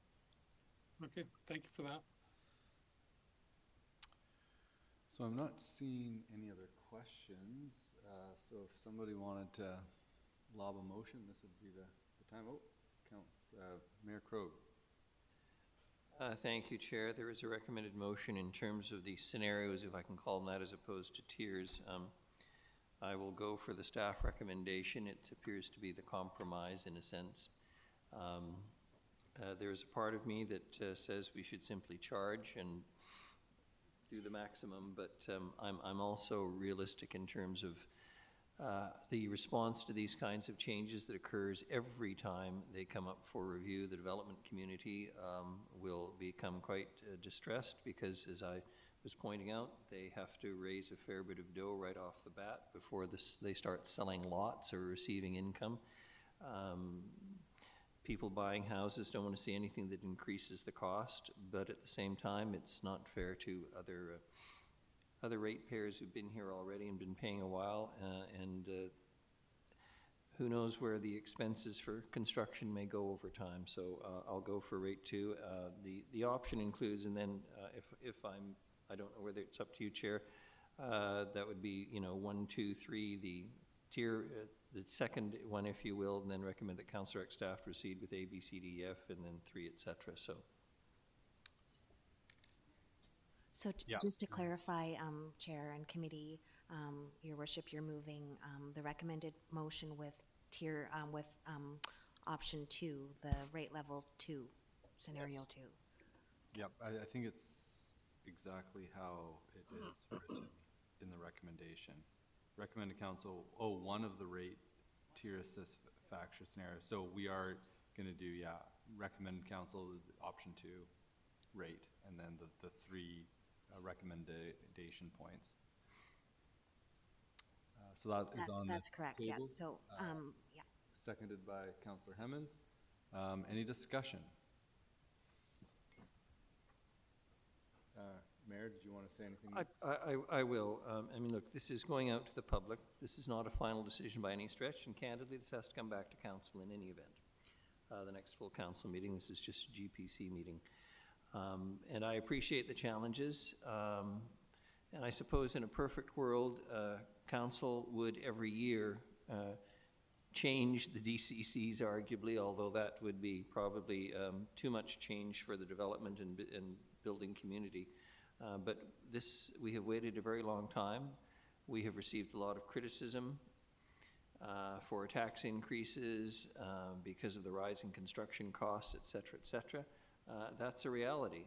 As I remind everyone over and over again, we don't buy a lot of groceries at City Hall, but we buy a lot of concrete and steel. And so do the contractors who build, and they buy a lot of lumber, and all of those things have gone up significantly in the last few years.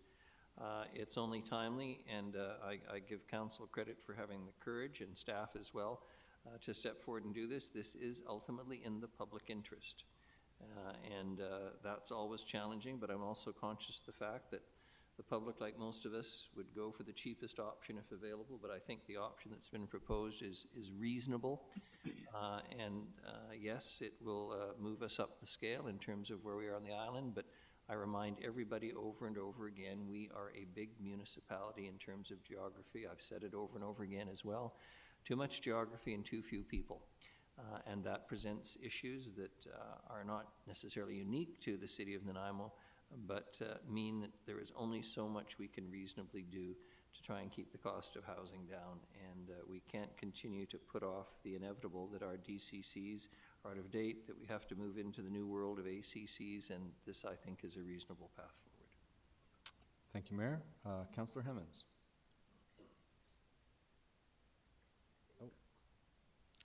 Councillor Manley. Thank you.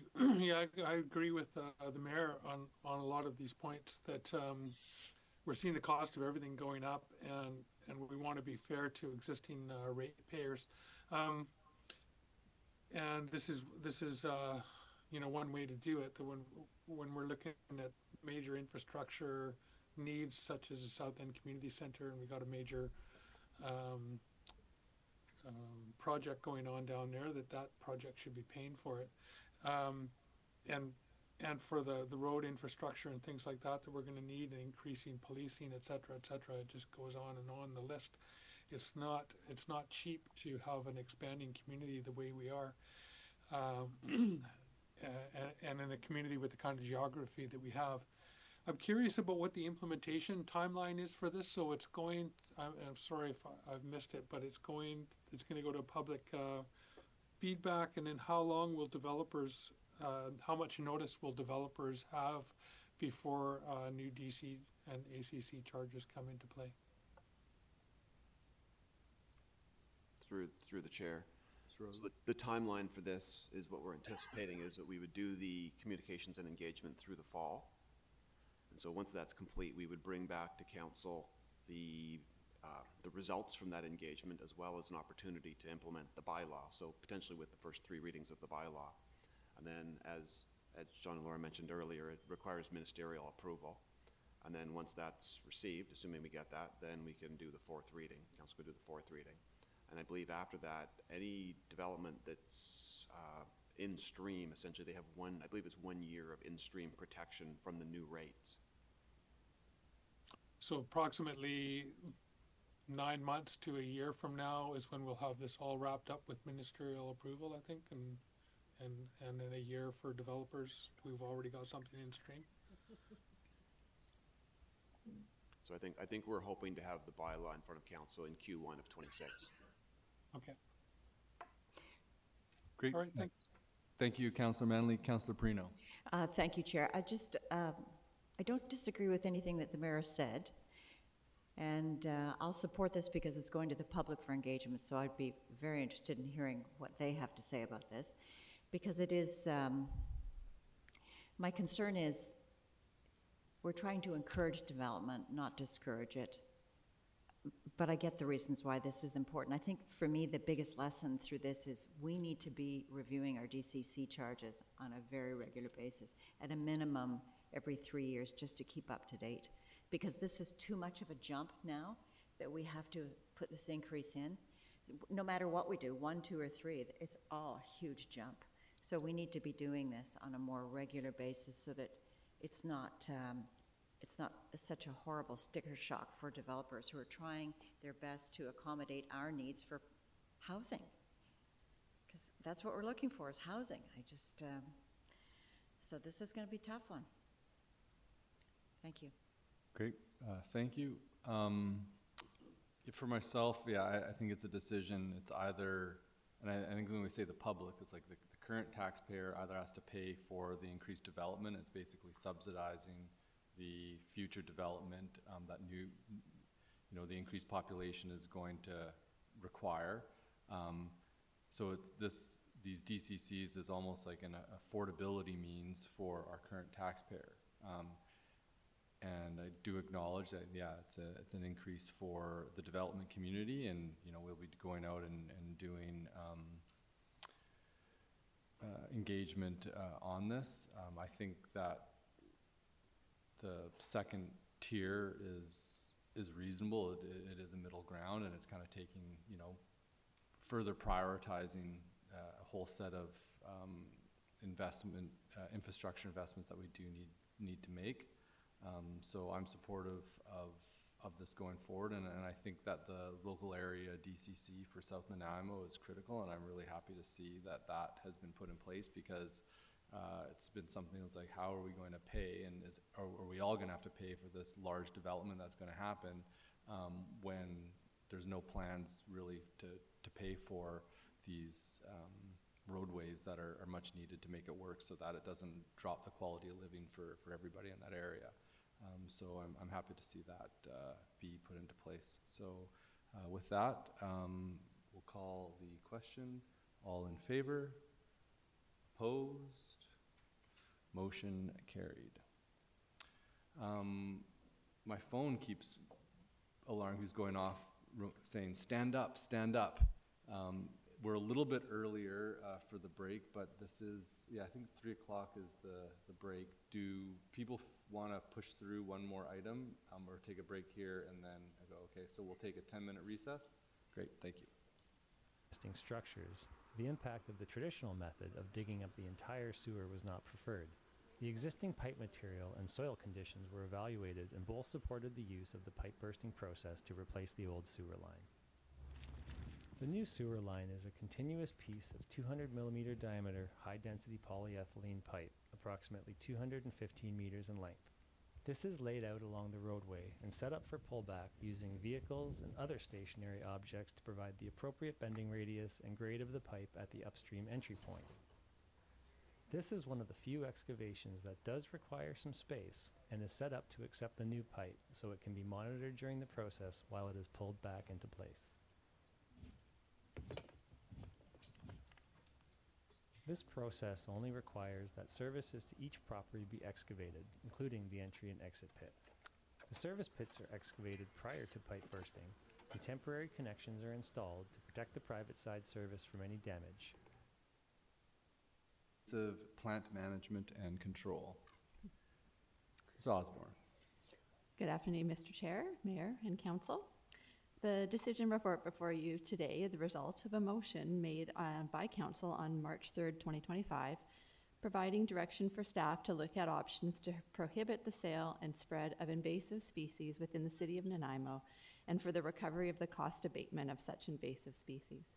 The report speaks to the review staff have completed, including research as to what is being done at a provincial level, regional level, municipal level, and as well as what is already being done here in Nanaimo. Staff are recommending a phased process to draft a bylaw that prohibits sale and distribution of specific species within the city limits that are on the Invasive Plant Council of BC listing. The report and recommendation are before you. Kirsty McDonald, our Manager of Parks Operations, and I are available to answer any questions you may have. Great, thank you. Any questions from the committee? Oh, yeah, let's call down the delegation. We have a delegation from Hunter Jarrett.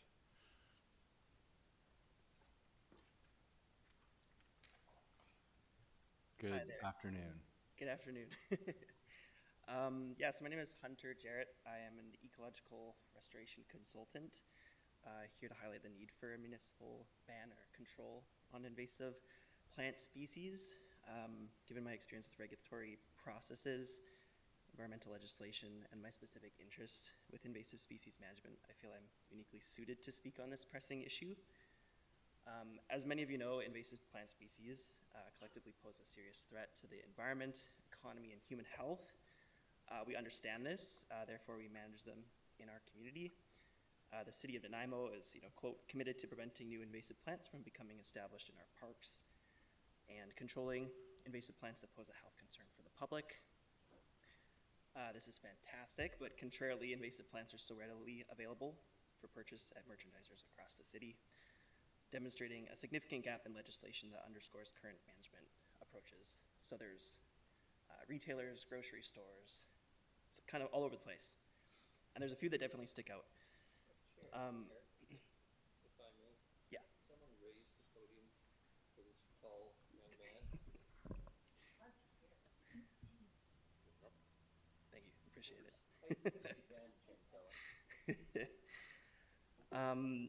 So as somebody who works in our community, it's bewildering going to stewardship events, typically completed by volunteers, cutting and pulling English ivy, for example, and then seeing it on store shelves. It's often not disposed of properly, dumped in green spaces or over fences, where it then spreads.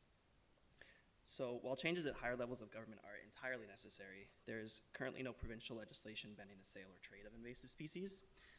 When questions regarding this issue are brought up at conferences or meetings, they're typically dismissed. While not the only source of introduction, as we watch areas like Bowen Park, Collery Dam, Jack Point be consumed by species like English ivy, it's beyond time to stop the sale. Municipalities across the province do have the fundamental power to protect communities from further harm. Taking proactive action by banning the sale of invasive species will save the municipality future time, money, and resources. And you have the support of local nurseries, environmental nonprofits, and homeowners. This is largely a nonpartisan issue as invasive species impact us all.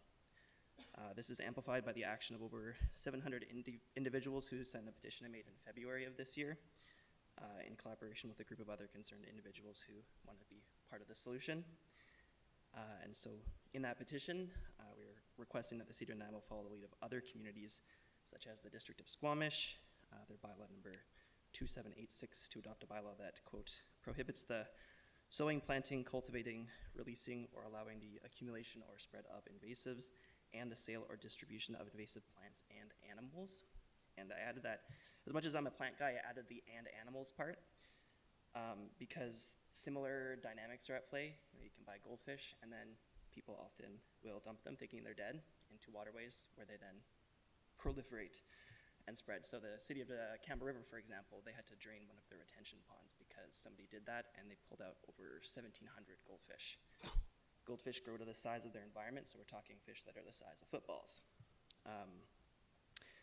This would be a starting point, and so it's about laying the groundwork, using the tools that we have available to better protect our community. It is necessary, appropriate, and cost-effective. Thank you. Thank you, Mr. Jarrett. Much appreciated. Are there questions from council? Councillor Eastmere. Thank you very much. Thank you for your delegation and for the work that you do to help remove invasive species throughout Nanaimo. I just wondered, what is your take working in the industry of the benefits of a bylaw versus a public awareness campaign? Public awareness campaigns, like we're already doing that, and we have been doing that. For example, there's various programs around like being wise around plants that you buy. But I'll be honest, like they only work if people like know about them, and it puts the onus on the consumer rather than the industry, which I feel is often very predatory. So these invasives are advertised as fast spreading, great ground cover, good for pollinators, typically European insects, like, and so it's like greenwashing to the highest extent. And some like English ivy, they're advertised as tropical indoor plants, but people fully plant them outside. So awareness campaigns are great, education is always great, but this is always the big piece that's missing, the elephant in the room that nobody wants to talk about. So yeah, it's good that we're having these conversations. Thank you. Yeah. Great, thank you. Seeing no other questions, thank you, Mr. Jarrett, and thanks for all the work that you do in the community. It's greatly appreciated. Thank you. Thanks. Ciao. Okie dokes. Councillor Eastmere? Yeah, I have a question through to staff about the options and the report not necessarily addressing the invasive animal species aspect. Was that a conscious choice? Through the chair. Yes, it was. We do acknowledge that there are wildlife mentioned on the Invasive Council of BC species list. We were specifically looking at plants because that was the request from council, but certainly it could be expanded to include wildlife as well. We do have ongoing issues here related to wildlife, but I don't have the specific metrics on that because we were focusing on plants for this topic. I understand that. Yeah, I know that the motion itself, it just said invasive species, but I think in the conversation we mainly focused on plants, but I think, yeah, it was left open, so I appreciate that clarification. And as far as the options that are presented, I am in favor of option 1 because that's the one that includes the bylaw piece, but what about the benefits of doing option 1 and 2? Because I think in conjunction would probably be most effective. Is that something that we could do? Through the chair, yes. We structured the option so that you could choose both if that was desired. Thank you. Okay, do you have any more questions? Well, I guess with that said, I would like to move option 1. I don't, should we do them? You can move them both. Okay, so I would move option 1 and 2, recognizing that I think a bylaw is important, but in conjunction with a public awareness campaign and an update to the invasive plant management strategy and resource materials, I think that would be most effective to really address both the root of the problem and then help inform people about how to be part of the solution. Okay, thank you. Seconded by Councillor Hemmons. Yep, I've got Councillor Hemmons and then Councillor Perino for questions, comments. Ms. Gurry, did you have something that you wanted to say? Okay. Councillor Hemmons. Oh. Okay. Thank you. Yeah, I'm happy to support. I had the same question as Councillor Eastmere. I didn't know why we separated them. They look like they need to go together in a package. I will say, I feel that in terms, when I speak to people about invasive species, I don't necessarily hear about them being sold in grocery stores. I know they are. I've seen them myself. But I actually think when people talk about wanting to see more involvement in dealing with invasive species, we're talking about the work that we're already doing. We're talking about the work parties, the Parks and Rec stuff. So yes to all of this, of course. And I actually think we're doing really good work as it is. I'm happy to see a phased bylaw approach go in to kind of to create a foundation around it. But I also think that that we're leading in this area, and I just want to commend Parks and Rec staff for doing those things like the work parties. Those are the things that I think the public notices in terms of getting rid of broom, getting rid of Daphne. It's not that I have Daphne in my backyard, it's that Daphne is all over Sasatchewan. So thank you. Thank you. Councillor Perino? Oh, hold on. Gotcha.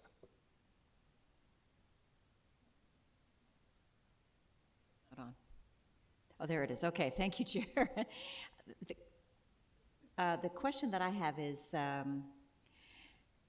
can we in this province really stop retailers from selling these invasive plants? That's my first question. Is that really possible? I mean, I agree with this 100%. I'm just wondering, do we really believe that we can actually get them to stop selling it? Through the chair, as part of this exercise, we did do a survey to see what was available in local retailers. We didn't check the grocery stores, but we did check 6 retailers, and each had 1 or 2 species. So it's not a huge amount of what they sell, but there were some specific examples in 5 of the 6 retailers. So I think a bylaw could help with that, good. But I wouldn't say that we couldn't also talk to those retailers and ask why specifically they are selling that, knowing the potential impacts. Yeah. The Invasive Species Council of BC list is constantly shifting as our climate changes and also as new plants take off in different regions. And so it's something that we would continually have to be updating and also continue the educational practices around the shifting volatility and vulnerabilities in our community for plants. Okay, and then my second question, Chair, is this option number 2, which is to partner with local garden retailers, community organizations on a public awareness campaign, good idea. But then it says financial implications are none. I'm like, I think that's going to cost us some money. So I'm just wondering how we would do that without it costing us anything.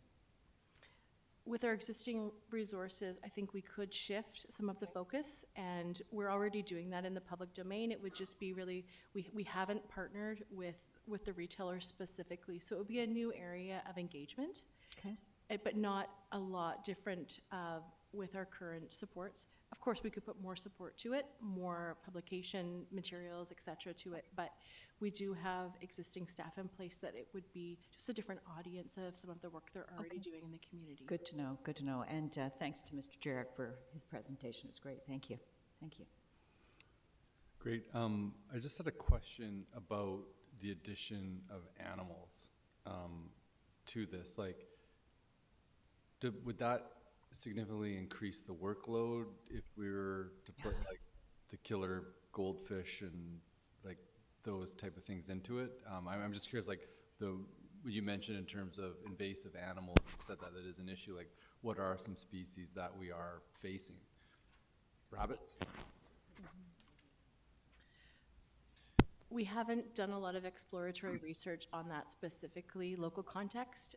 I would think I know that one of the species we can find in Colliery Dam, for instance, when you're fishing is sunfish, pumpkin seed sunfish, which is an invasive fish. But I don't know how many there are, how prevalent it is. So that's an example of something that we do know we have, but specifically the research that we did was on the plant element. So it would be something I could go back and find out how far reaching it is, but I don't know if I have all the answers for you today. We could definitely start with this and then adapt the bylaw over time as well if that was a need in the community.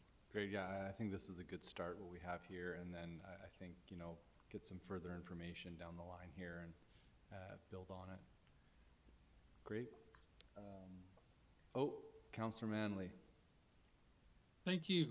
Yeah, I'm supportive of this bylaw. To Councillor Perino's question, I think that, you know, one of our next steps should be to be pressing the provincial government for a province-wide ban on the sale of these invasive species. I've seen the English ivy is super pervasive, and it just pops up everywhere. It's been popping up all over my yard and my hedges, and it's difficult to get rid of because of the way it roots. The report's interesting to me. I didn't realize that foxglove is invasive. I can see some out in my garden right now, and the hummingbirds love it, but I also see how easily it spreads. It's just not one that it's easy to get rid of. It's easy to pull out, not like the English ivy, which has those deeper roots. I'm curious about rabbits. I think because that's one of the invasive species we see all over town, and we have a bylaw. I think we have a bylaw that says that rabbits that are sold in pet stores need to be spayed and neutered. Is that correct, or does anybody know offhand? Through the chair, thank you. I was going to speak to earlier as well, but yes, our animal control bylaw does mention rabbits, etc. And during the creation of that bylaw, we did speak with the province with respect to the Wildlife Act. And in the Wildlife Act, they do have regulation of controlled alien species and provision for controlled alien species that we had to word our bylaw in such a way that it didn't contradict or actually duplicate the Wildlife Act, because the ministry is very like, what's theirs is theirs, what's ours or not covered is ours. So just going back to what Ms. McDonald was saying, that we would have to just look to see what we can do or create in our bylaw with respect to that, and it might be that bylaw that would need to be amended rather than this bylaw when it comes to alien species, if we can address anything further than we already have in our responsible animal responsibility bylaw. Okay. All right, thank you. Great. Well, we have a motion on the floor and no more speakers. I'll call the question. All in favor? Opposed? Motion carried. Thank you. Brings us to our next order of business, Urban Tree Canopy Assessment Update. Ms. Osborne. Good afternoon. The information report before you provides an update on the Urban Canopy Assessment Project. As you're aware, City Plan's Green Nanaimo Goal, Urban Tree Canopy, Natural Areas and Greenways, Integrated Action Number 16, outlines actions to be completed within the first 5 years. These include conducting a tree canopy assessment. This work aligns with the urban tree management practices. On May 22nd of this year, some council members participated in an integrated staff tour of some of our natural park areas and had some fulsome conversation on the impacts of trees and natural areas in our neighborhoods and parks. Kirsty McDonald, our Manager of Parks Operations, is here today to update you on the Urban Canopy Assessment Project and the comprehensive work plan guiding the process, and to answer any questions that you may have. Great, thank you. Also joining me today is Patrick McIntosh, our urban forester, who will be leading a lot of this work as it starts with a consultant team. As Ms. Osborne outlined, this is something that builds on a tree cover assessment that has been completed already by city staff, and also some of the discussion that happened while some of us toured natural area parks about a month ago. We identified that there's a lot of challenges to understanding our forest, and this additional work really will help us know more about the quality of our forest cover, both in natural areas but also throughout the city. It'll help us plan for future resiliency and understand which species right now are thriving in our community and which are under some threats. Some of our natural areas are experiencing some challenges related to some fungus like root rot, as well as some pests that are moving into the community. So really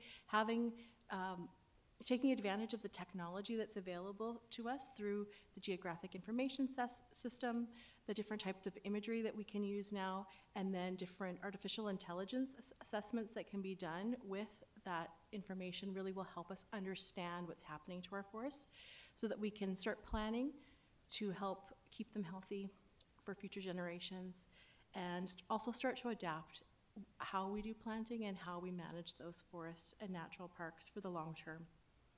The work will also help inform our upcoming urban forestry strategy, some bylaw updates that are forthcoming, and updated tree policies that we hope to bring to you after this work is completed, potentially in the fall or into early next year. And we're happy to answer any questions you might have from what's outlined in the report. Great, thank you.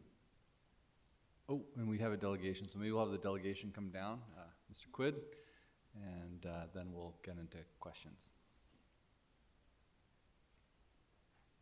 All right. Thanks, everyone. David Quigg, I work with Sierra Club BC. I know many of you. It's great to be here. So, yeah, right off the bat, I just want to open with this quote. May I suggest you've been taller than the last, and you can Gotcha. the whole thing, it will bring it up. Okay, there we go. There we go. The podium will raise. That's as high as it goes. That's as high as it goes? Okay, I can do this. Designed this Okay. very well. Yeah, so Robin Wellkimmer says, in some native languages, the term for plants translates to those who take care of us. And other quotes of Indigenous wisdom are, what we do to the land, we do to ourselves. And really, that's what this is all about. This is about planning well for the natural living world to keep us well. So I look at data a lot about what kind of temperature increases we're going to be facing. This chart kind of keeps me up at night. I recommend it as a screensaver for planners to be thinking about what we're headed for. It's really sobering. So by the mid-2050s, we're going to be looking at potentially upwards of 4 degrees from the 1990 to 2010 baseline. What this looks like in a chart, you can see 3 different scenarios. This is from the IPCC, but the low emission scenario being the blue one and the high emission scenario being the red one. And we can kind of tell by trends about how well we're working as a global community to bring emissions down, which is unfortunately not putting us on the blue line. We're closer to the middle, or if not the red. So we really have to be planning for what's coming, what's already here. We have obviously this extreme heat event happening in Ontario that has many people worried as well. So how can nature help us to be resilient with these climate impacts? It really comes down to, that's what I'm going to talk about in about a minute or so. This is more data from the UVic's wonderful work at the Pacific Climate Impacts Consortium, where we have on the far right, under the high emission scenario, we have heat dome or heat wave frequency up to, dramatically up, number of heat wave days per year at 46. You can see the heat up extremely high as well. So what we're talking about in terms of public health and public safety is absolutely enormous. What we're talking about in terms of infrastructure stress on our, risks to city infrastructure and costs is also very high as well. So I know that's, speaking of DCCs, that was interesting to hear that earlier. How are park spaces and cooling areas, natural areas using shade, going to factor into planning as we're going forward?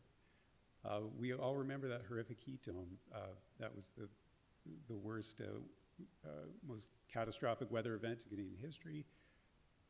And working with nature to prevent and mitigate some of those worst effects of rising temperatures is really essential. I won't dwell on it too much. You've probably seen these metrics before, but yeah, everything was overwhelmed. Everything was terrible. When it comes to costs, the costs are huge. I mean, some estimates put that 1 3-month window of the heat dome plus the atmospheric river following it, $10 billion up to $17 billion. I'm sure the city's insurance is really feeling it as well, as are all of our personal insurances. Can be summed up in that quote, don't believe in climate change, your insurance company does. So this is what I'm working on currently, is really combing through the coroner's recommendations after the heat dome and looking at what we can do with the natural world to really prevent these, the impacts from being as severe. So I was happy to find that in section D, roughly page 33 of this report, I was saying that to require the protection and restoration of urban tree canopy impermeable surface areas to absorb water was one of the strong recommendations of the coroner following the heat dome. Have these taken place in the province? I would really like to know that, and we're trying to find out. So coroner also says, and this has to do with tree equity, and I think as we're doing the planning and assessment, we really have to look at equity. So a number of deaths occurred in neighborhoods with large roads, large buildings, high density, low greenness. Declining tree canopy impermeable surfaces in urban areas will increase vulnerability to extreme heat. And increasing green space and shading, especially in neighborhoods high on the material deprivation index, will provide naturally cooler areas where people can find respite from extreme heat events. So it's not so much about finding that average that we look at in cities of, 30% average or aiming for 40, which is commendable. What about those neighborhoods that only have 8 or 6, or, they're basically reflective ovens of extreme heat, and when we walk through them, it's very different than when we're walking from, say, I'll show you here in a minute, this chart here. So here's Vancouver's tree equity map. This is Nature Canada that's put this out. So you look at Strathcona has roughly 8% tree canopy versus Shaughnessy, which is roughly 40%, and this map overlays BIPOC populations, median individual income, and tree canopy. And you can see, sure enough, where most of the heat, the deaths occurred were in areas like Strathcona, where, the tree canopy cover is low, BIPOC populations are up, and incomes are down. So we have to look at all those factors as we're assessing how to work with nature for our collective resilience.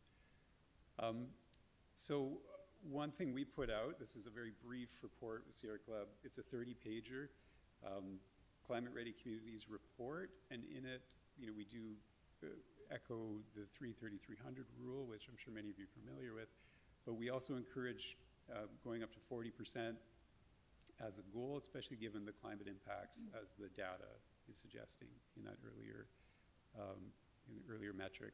And how we're looking at bylaws, Ben and I were talking, I think, last week about, what would a bylaw look like for an area as complex as Nanaimo, Protection Island versus other areas where different property owners have different considerations and concerns. So as we're crafting these bylaws, I think Nanaimo would be well suited to look at a tailored approach about using the best practices with the highest standards that currently exist from other jurisdictions, but to really look at what would suit potentially different regions. I don't know, is it possible to do that? I probably Getting to time, yeah. Yeah, thanks so much, Ben.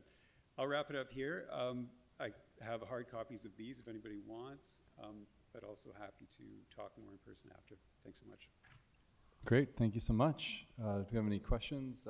Mayor Krogh? Actually, I don't, but I'll ask a question anyway. Oh, maybe I hit it. I don't know. Technology, it's inspiring me to speak. Obviously, you bring some expertise to this discussion. Where do we sit relative, if you can answer this, to other communities in British Columbia similar size and population? Is there any, are we doing okay? Are we below average? Are we? When it comes to canopy cover, or what metric? Canopy cover. Well, again, I'd emphasize tree equity, because it really, you know, if you're looking at, say, North Nanaimo or around Lindley Valley or something, you can't put that metric on top of downtown Nanaimo. So I don't know what Nanaimo's is currently, maybe 27% or what it might be. But when we're thinking about how, yeah, you probably know better than I do. I'm happy with a joint answer. Yeah.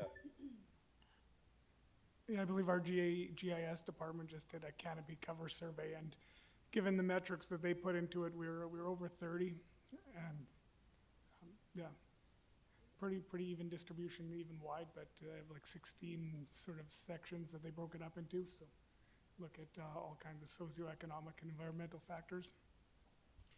In terms of tree equity, the phrase you use, what are the worst parts of our community? Sorry, what was the question? In terms of tree equity, then, canopy equity, what are the worst parts of our community? Where do we need to do the most work, if you will? Yeah, well, I haven't done a study on Nanaimo in particular, but just anecdotally from walking through the city, I would say definitely the downtown area could do with more canopy and thinking about what climate resilient species are really going to be doing the heavy lifting for the long run. I think staff might be able to answer that question. I know you showed it to council that we had a section by section look of this. I think it was 12 or 16 different sections, and you probably know what places are lower than others. Yeah, to the chair, I don't know exactly. I know downtown's a little less, industrial areas are a little less. You know, with the canopy assessment that we're hoping to get is a real thorough and in-depth look at canopy cover over all the different metrics and zoning, and so based on different zoning areas, there should be different targets as well, because, you know, downtown core isn't going to be as heavily canopied as a residential area or an industrial area. Might be a little different, so if we have sort of a distinction between different areas and why, I guess, a good rationale for why. Great, thank you. Any other questions for the delegation? Thank you very much for your time and presentation, and appreciate your engagement on this. Thanks very much. Thank you. Do we have any other questions for staff? Councillor Eastmere. So will the assessment also then potentially lead to us updating our tree protection bylaw? Through the chair, yes, that's definitely the goal, that we would come back once these assessments are done with some draft bylaw update, tree protection bylaw update, also a new tree policy that you would be able to review in the coming months. Okay, thank you. Great. I just had a couple questions here. Sort of on that, when I was reading through, there was, I think this is important work. It's going to set a baseline for building our bylaws and policies off of. And just in terms of, there's a looking at the cost of a 1% increase by sector, 1% increase of tree canopy in Nanaimo. And I think just back to this question of the sector by sector, because I remember looking at that picture and there was like, the downtown was like 7-8%. There's a few other places that were below 15%. Protection Island had like 60%. So when we're looking at, if we wanted to, the cost of what it would be to increase the tree canopy cover by 1% in Nanaimo, I imagine it could be, the cost could be different downtown compared to, you know, out in Jingle Pot or whatever. And so, will that be factored in a bit, looking at that sort of cost, or will it be sort of an average? Most definitely. So the work that we're looking at right now is really assessing the health of our current forests. With the tree management bylaw, when it comes forward in the tree management plan update, they will talk about what we can do by neighborhood and also by context. So definitely the cost of urban trees over their life cycle and the impacts that they may have on other utilities and infrastructure is quite different than in a natural area where you plant a tree and for the most part they can thrive if there aren't other influences. So we will definitely address the different contexts of where trees are planted and what the cost implications could be for different scenarios in the tree management plan. Okay, so that's not part of the assessment, because I thought that in this particular assessment, that's what was going to be looked at: identification of approximate number of trees that need to be planted in order to grow the total canopy by 1%. And then I did quantification of the value of a 1% tree canopy increase. It'll be a part of it, as well as the overall health of our forest over the 1,000 acres of natural park, as well as on private properties as well. Okay. So I guess just in that identification and quantification of that 1%, just if there is a ability to do the analysis at that per section level, as opposed to just like the whole thing at 1%. I guess that, yeah, whether that's relevant or not, but. Yeah, I can elaborate a bit. Like, one thing this document is going to do is sort of quantify the ecosystem services benefits it provides in a dollar value and a real value, like how much stormwater is intercepted, what that value is in infrastructure, and then just so what the economic benefit of growing the canopy by 1% would be. And then allow us to goal set to how many trees, set goals, how many trees need to be planted, so we can have targets, because we have a vast resource and it provides a lot of benefits, but we don't really know what that is right now. So in order to plan for the future, it'll really give us some solid information as to what we have and what it provides us. Great, thank you. That's great. Councillor Hammonds? Thank you, Chair. I live in a neighborhood that has had really great partnerships with the city around putting trees in place. Can I just have a rundown if neighborhoods are interested in having more tree canopy? Who do they contact and what does that look like? Through the chair, under the Partners in Parks program, we can entertain any neighborhood that is looking to have trees added to their streetscape.